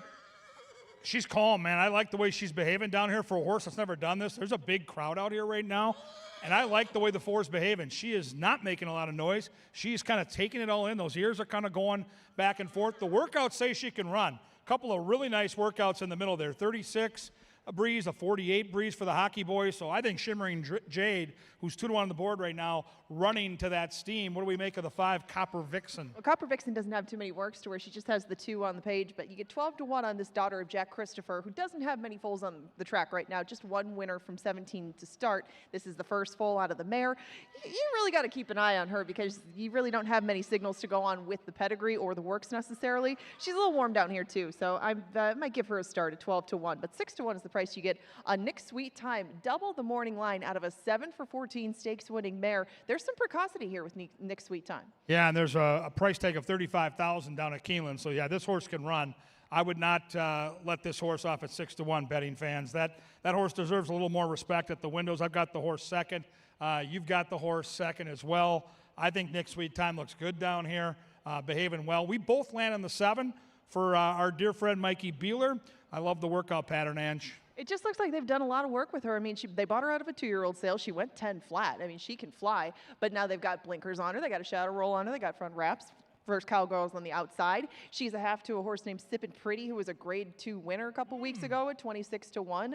I mean, there's a lot of indication that this filly is going to run well first out. And First Cowgirl is also behaving herself down in the paddock. She's been through some of the hoopla of the sale. I think all systems are go for her, and a lot of people agree at 6-5.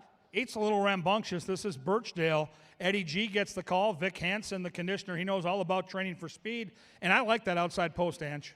I do too. I mean, she's been working, it looks like, on the same pattern as the 3, maybe just a little bit slower, but there's some blood for her to be a different kind of horse, maybe a little bit more distance, maybe even a different surface. There's possibilities with her, but you will get a good price, and I think that might even go up from where it's at right now at 16-1. You got to put your money where your mind is, fans. We got our final pick 3 of the night, and it starts with a humdinger. These are the babies, the 2-year-olds, all making their racing debut. The handicappers have put their opinion up on the board, and look at how spread out the numbers are. Allen and Madej on a 20-1 shot inside. Oh my, that's exciting. Right now down the tunnel, onto the track we go. Sir Leonard Dykert and the call to the post. Good luck, everybody.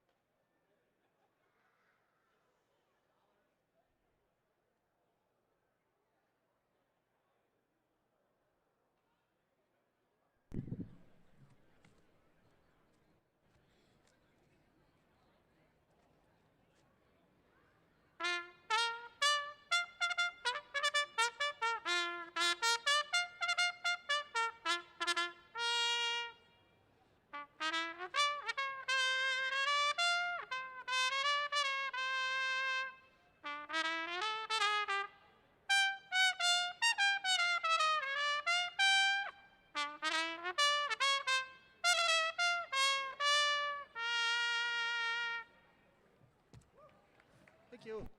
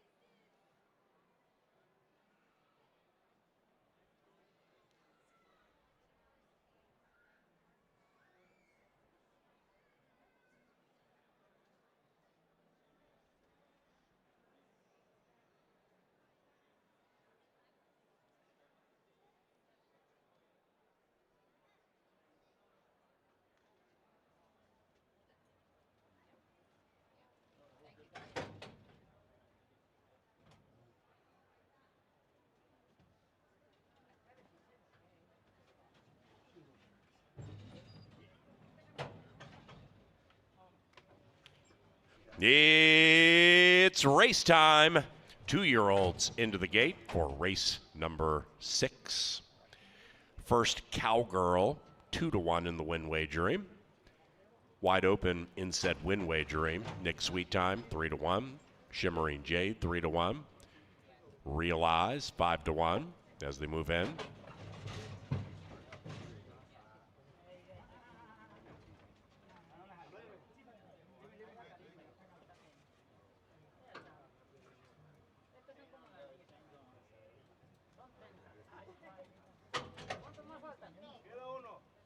Birchdale, the last in line. First Cowgirl, 9-5.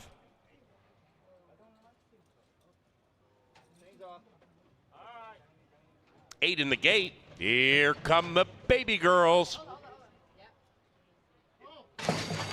And they're racing from the center. Copper Vixen, very fast out of the gate. First Cowgirl also has good speed, joins that lead. Birchdale is wide, and between them, Real Eyes, 2.5 lengths from First Cowgirl, who takes over and is in command by 2.5, doing it stylishly. Nick Sweettime beginning to advance wide to the outside of Birchdale. Then it's Shimmering Jade. That one's running on nicely, 5 lengths out of it.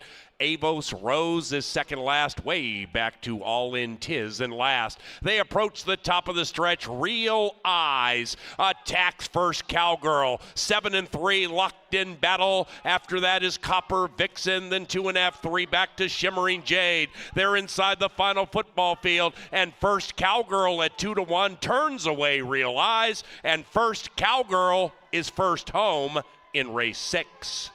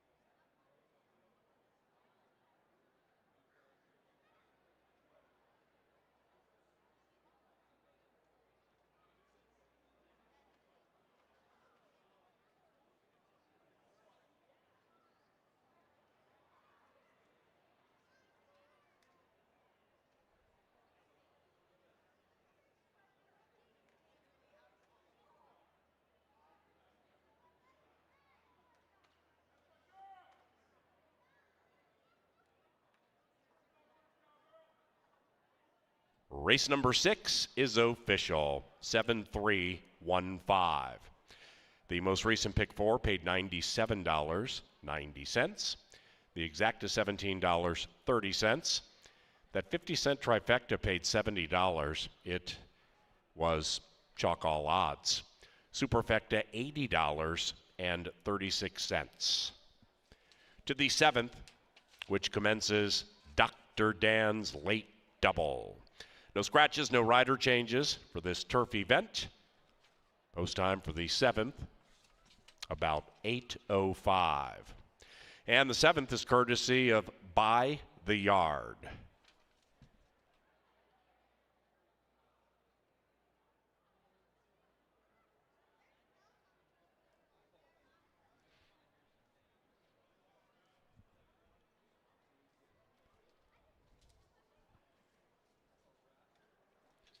First Cowgirl Very game in her debut. Enters the winner's enclosure with Jose Riquelme. The winning owners, Twisted Chaps Racing, and the winning trainer, Mike Beeler.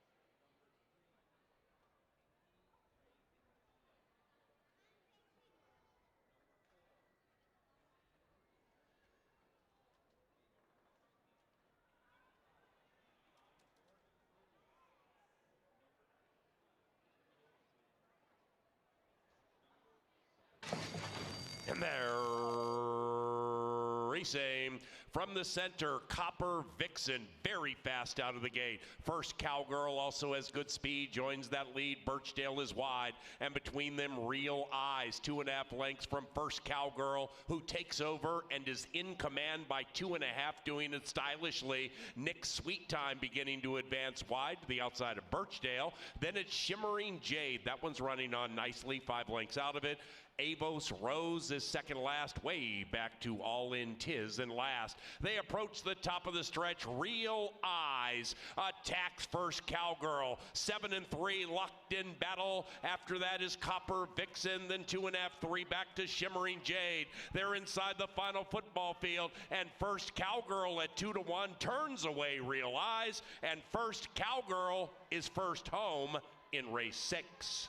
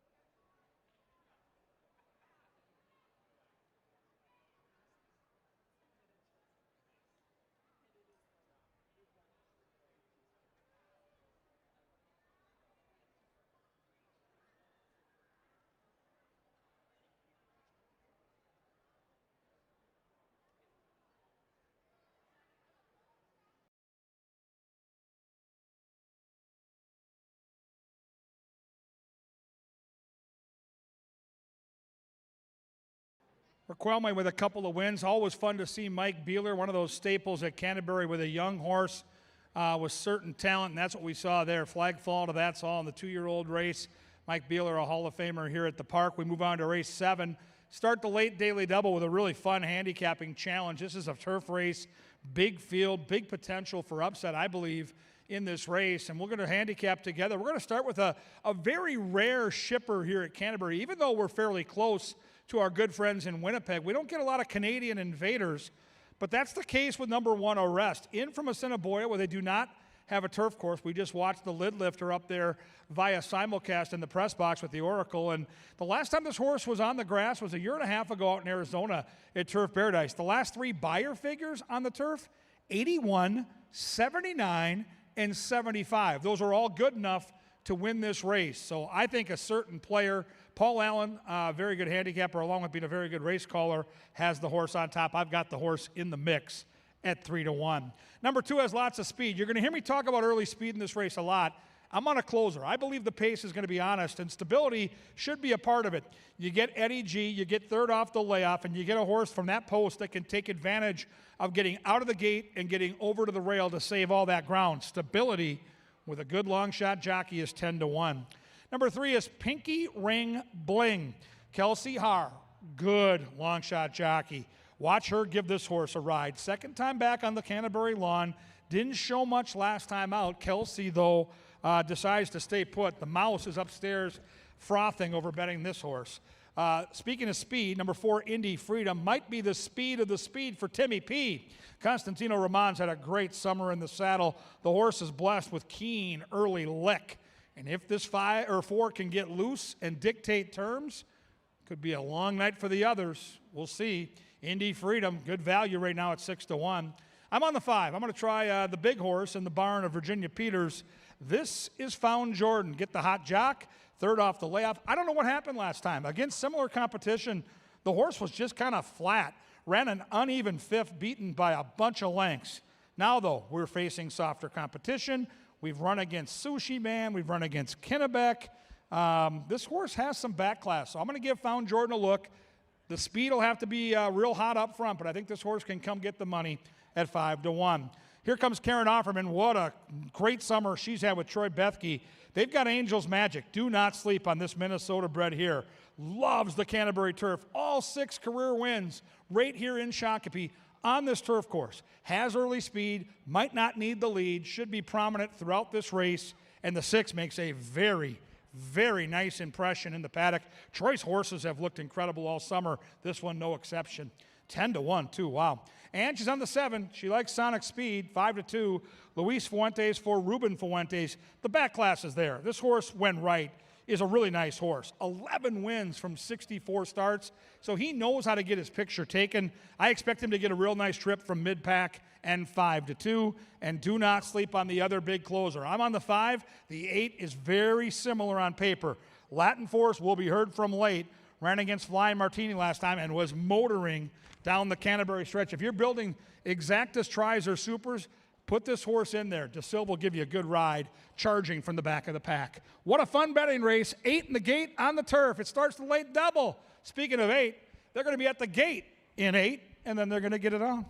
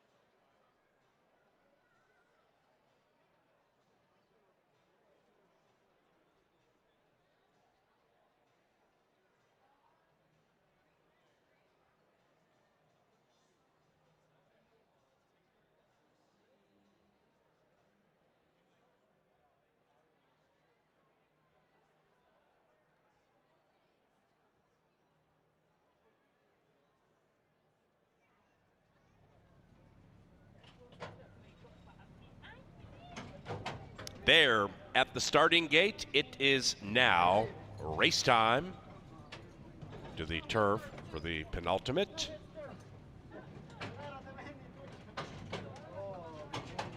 The veteran arrest. 2-1 in favor. Sonic Speed goes in. Minnesotan Latin Force, last in line.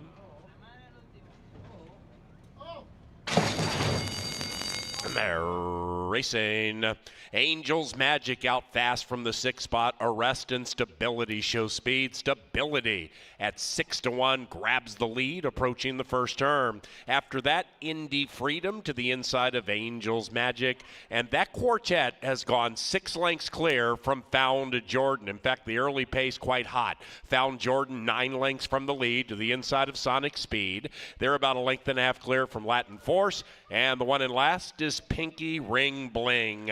13 covers them up the barn side. They travel, and we have an all-out pace battle. It is Stability to the inside of Angels Magic. Indy Freedom tracks coyly, if good enough, 4 out of it to the outside of Arrest. 3.5 behind that. Found Jordan also getting a good trip, if good enough. Sonic Speed behind that one, and to the outside of Latin Force. Then we come back to Pinky Ring Bling, 11 lengths from the lead. Now they're off the far turn. Angels Magic, Stability behind them. Arrest waiting for the light of day.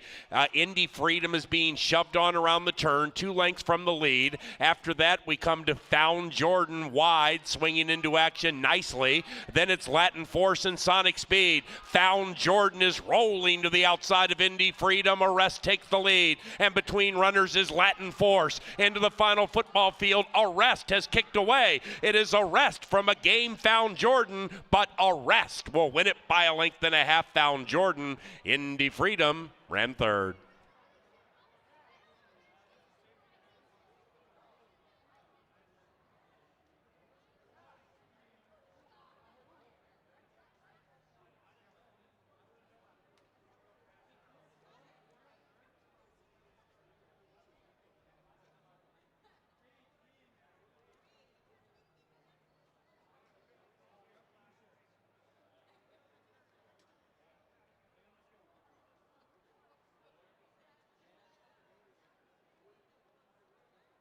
Number 1, Arrest first in 129.27. It is 1.548. We had a claim in race number 7. There was a $7,500 claim. Stand by.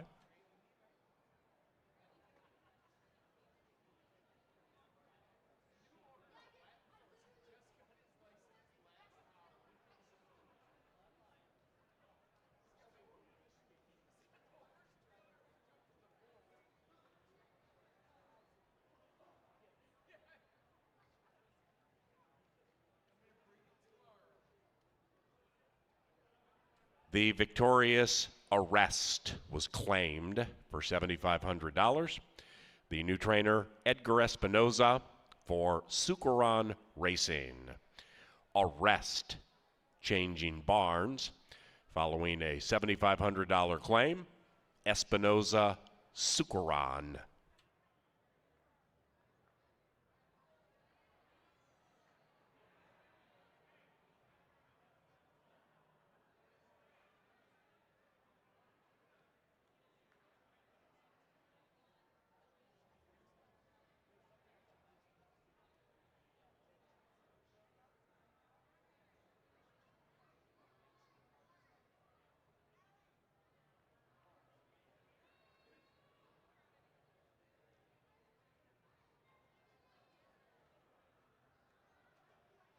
The 7th has gone official.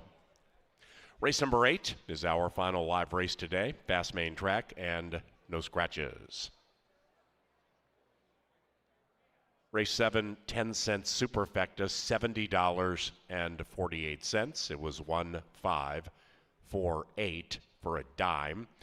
The Exacta, 1.5, paid $24.30, and the 50-cent Trifecta, $61.90.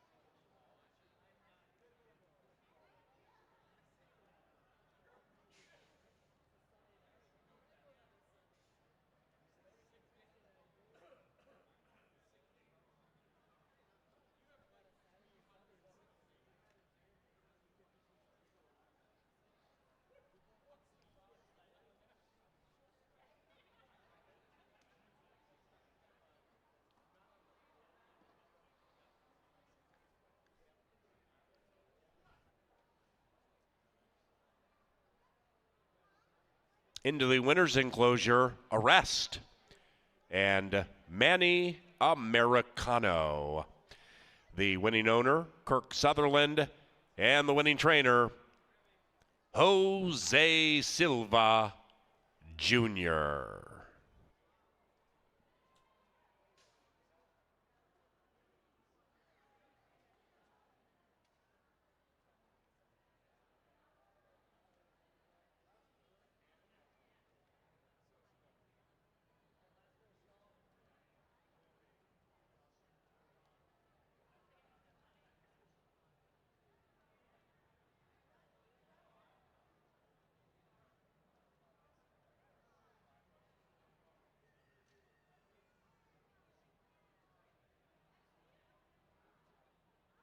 Eighth race in 20 minutes, about 8:35.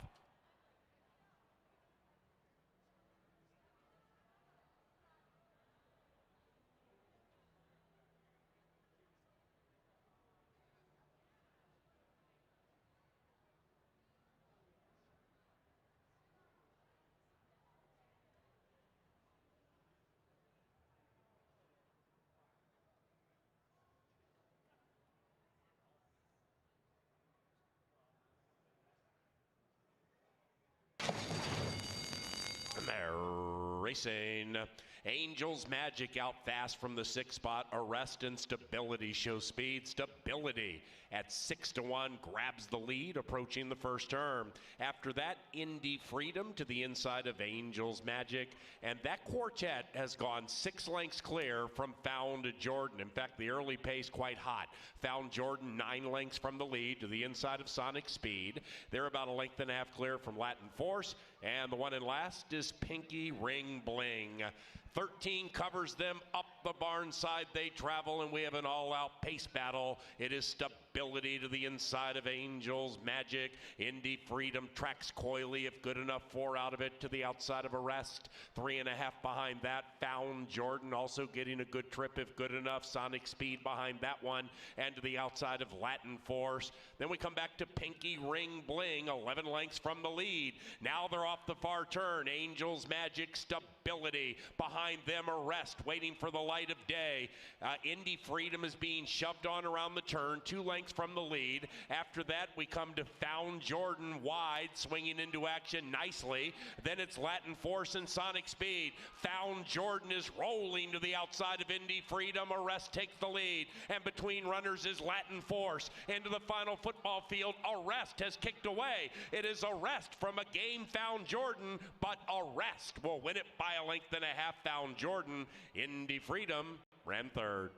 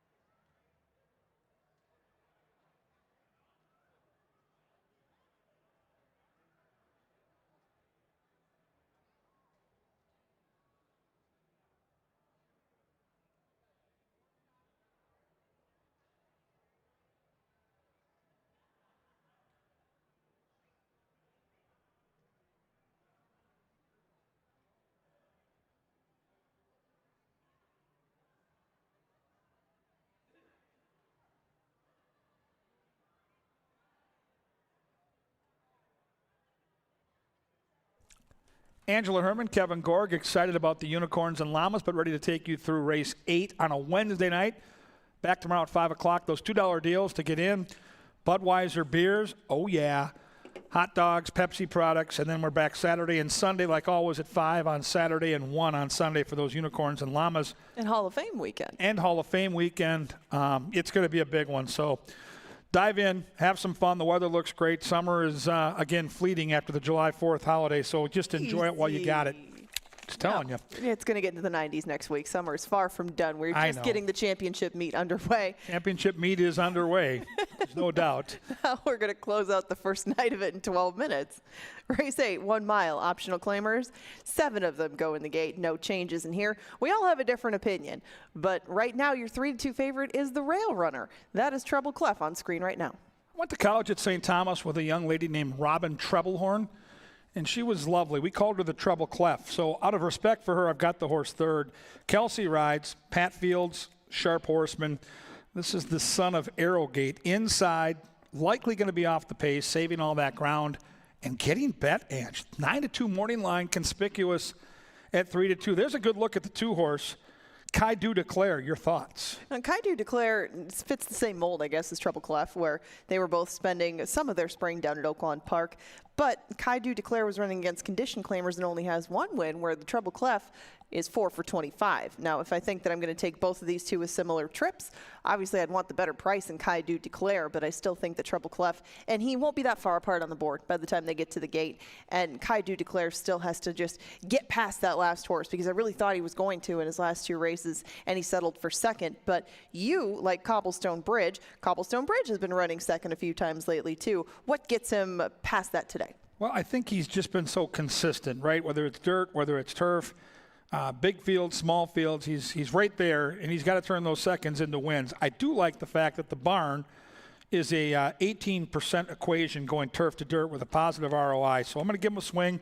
I think he falls into a good trip. I'm fearful of Lace Up. I think the Q and Timmy P have a sneaky one here off the bench, second time. Well, a lot of the pace is stacked up towards the outside, and he's one of them. He didn't really push things along last time either. I think he should get a very good trip in here. It's the step into this group that I question, because his stablemate was odds on or something last time and just whooshed right by him. But Lace Up didn't run bad in defeat. I think that he probably gets the best sort of trip in here because he's more adaptable than some of his competition. But the Oracle, like Secret Potion, 11-1 on him. What do you think? Good long shot. Third time off the bench. We just saw an Assiniboia shipper win last time. Similar types of horses that weren't taking to the surface north of the border, that had some backclass. And this horse has some races here at Canterbury that are good enough to win. I think he'll be near the front. I think the horse is live at 11-1.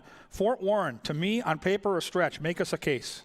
Fort Warren needs to run a lot better than he did in his first 2 starts up here, but he does get some relief, and he goes 2 turns again, and that was much better of a circumstance for him last year at Prairie Meadows. Is he a different horse this year? Does he need to go 2 turns? Does he not like our track? All questions that you have to ask, but you do get 13-1 to find out the answer. And I like the horse on the outside, Words of Wisdom. I've already talked about why I like him at 4-1, but do you think that he could possibly get comfortable on the front end, maybe with Secret Potion? He's got Chicago class. Those Hawthorne races stand out. 83 Beyer, 79. If he goes back anywhere near those, they're all running for second. I'll be curious to see how Eddie G rides this horse, because I think he's quick enough to just take the lead and go. And if I've got the best horse, that's what I do. I think he's a nice value for you at 4-1. Fans, you got to make up your mind, and you can see the handicappers are very torn. They're all over the board with the 2, the 3, and the 7. Trifectas exactas could be juicy here. Get your bets in, make some money, and come back tomorrow and save some money. $2 night at Canterbury. Beers, sodas, hot dogs, and your entry. We'll see you tomorrow for a 5 o'clock start.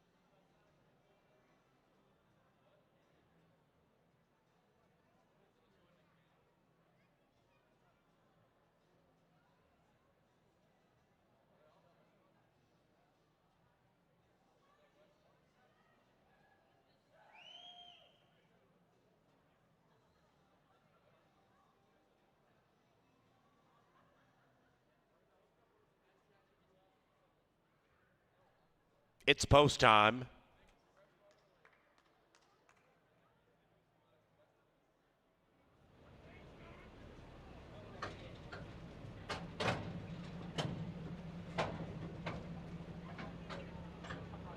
Two back. Cobblestone Bridge, 9-5 in favored. And here is Words of Wisdom.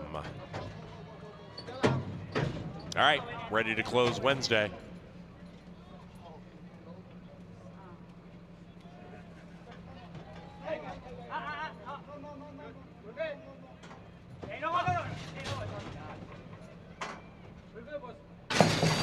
They're racing. Secret Potion out fast, likewise for Lace Up, and outside of them, Words of Wisdom. Then on the inside, Kai Do Declare with the rider looking for a triple, and as they corner, the leader up top is Secret Potion, but now that lead has been ceded by Words of Wisdom, who speeds up with 6 furlongs to go and takes the lead by an ever-widening half. After that is Lace Up, 1.5 clear from Kai Do Declare. Then it's Cobblestone Bridge, 5th and 5 lengths out of it. Treble Clef is the gray, 7 lengths from the lead, and about the same distance clear from Fort Warren. They have a half mile to travel, race 8 Wednesday, CBY 5 and 7 doing battle. It is Secret Potion to the inside of Words of Wisdom. Kai Do Declare tracking sweetly if good enough. Treble Clef sneaks up to the inside of Lace Up, and outside of them, Cobblestone Bridge wide around the turn. After that, it's Fort Warren about 10 lengths from the lead. 6 of the 7 are sardined by a length and a half, and Secret Potion still shows the way narrowly at 19-1. Secret Potion outside Cobblestone Bridge. Treble Clef comes sneaking through to the inside very gamely, but the lead belongs to Cobblestone Bridge. Treble Clef battles out gamely on the inside, and outside of that is Kai Do Declare. Behind them is Lace Up. Treble Clef kicks away nicely by 3. After that, Kai Do Declare and Cobblestone Bridge left in the wake of a keen turn of speed displayed by Treble Clef.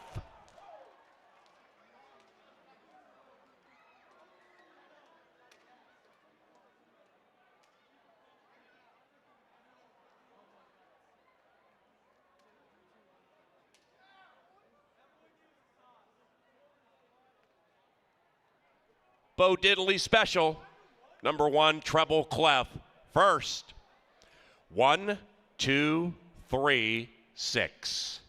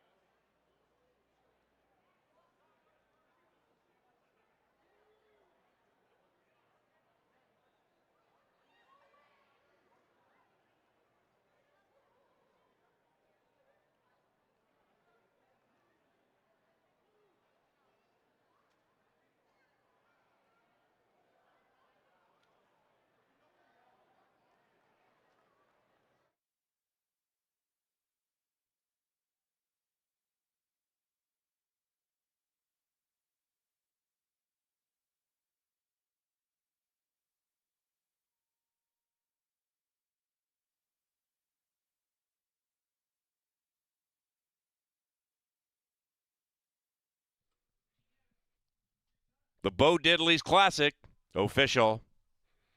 1, 2, 3, 6.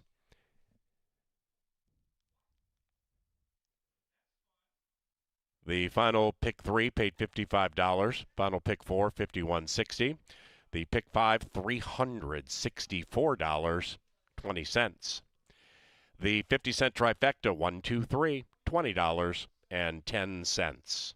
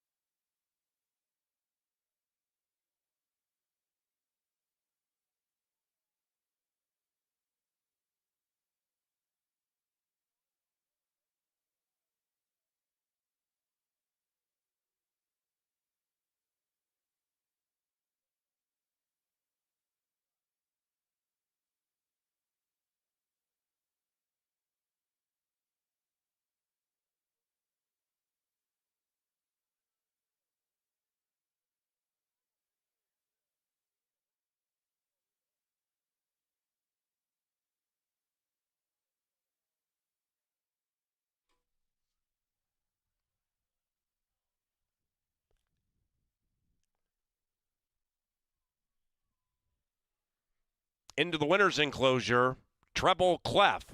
2 victories tonight for Kelsey Haar. The winning trainer, Pat Fields, and the winning owners, Mike Yerzik's Runner Stables. Ladies and gentlemen, racing resumes tomorrow at Canterbury Park at 5 o'clock. CanterburyPark.com for information of what we do on and off the track. If you're leaving the racetrack, please drive safely.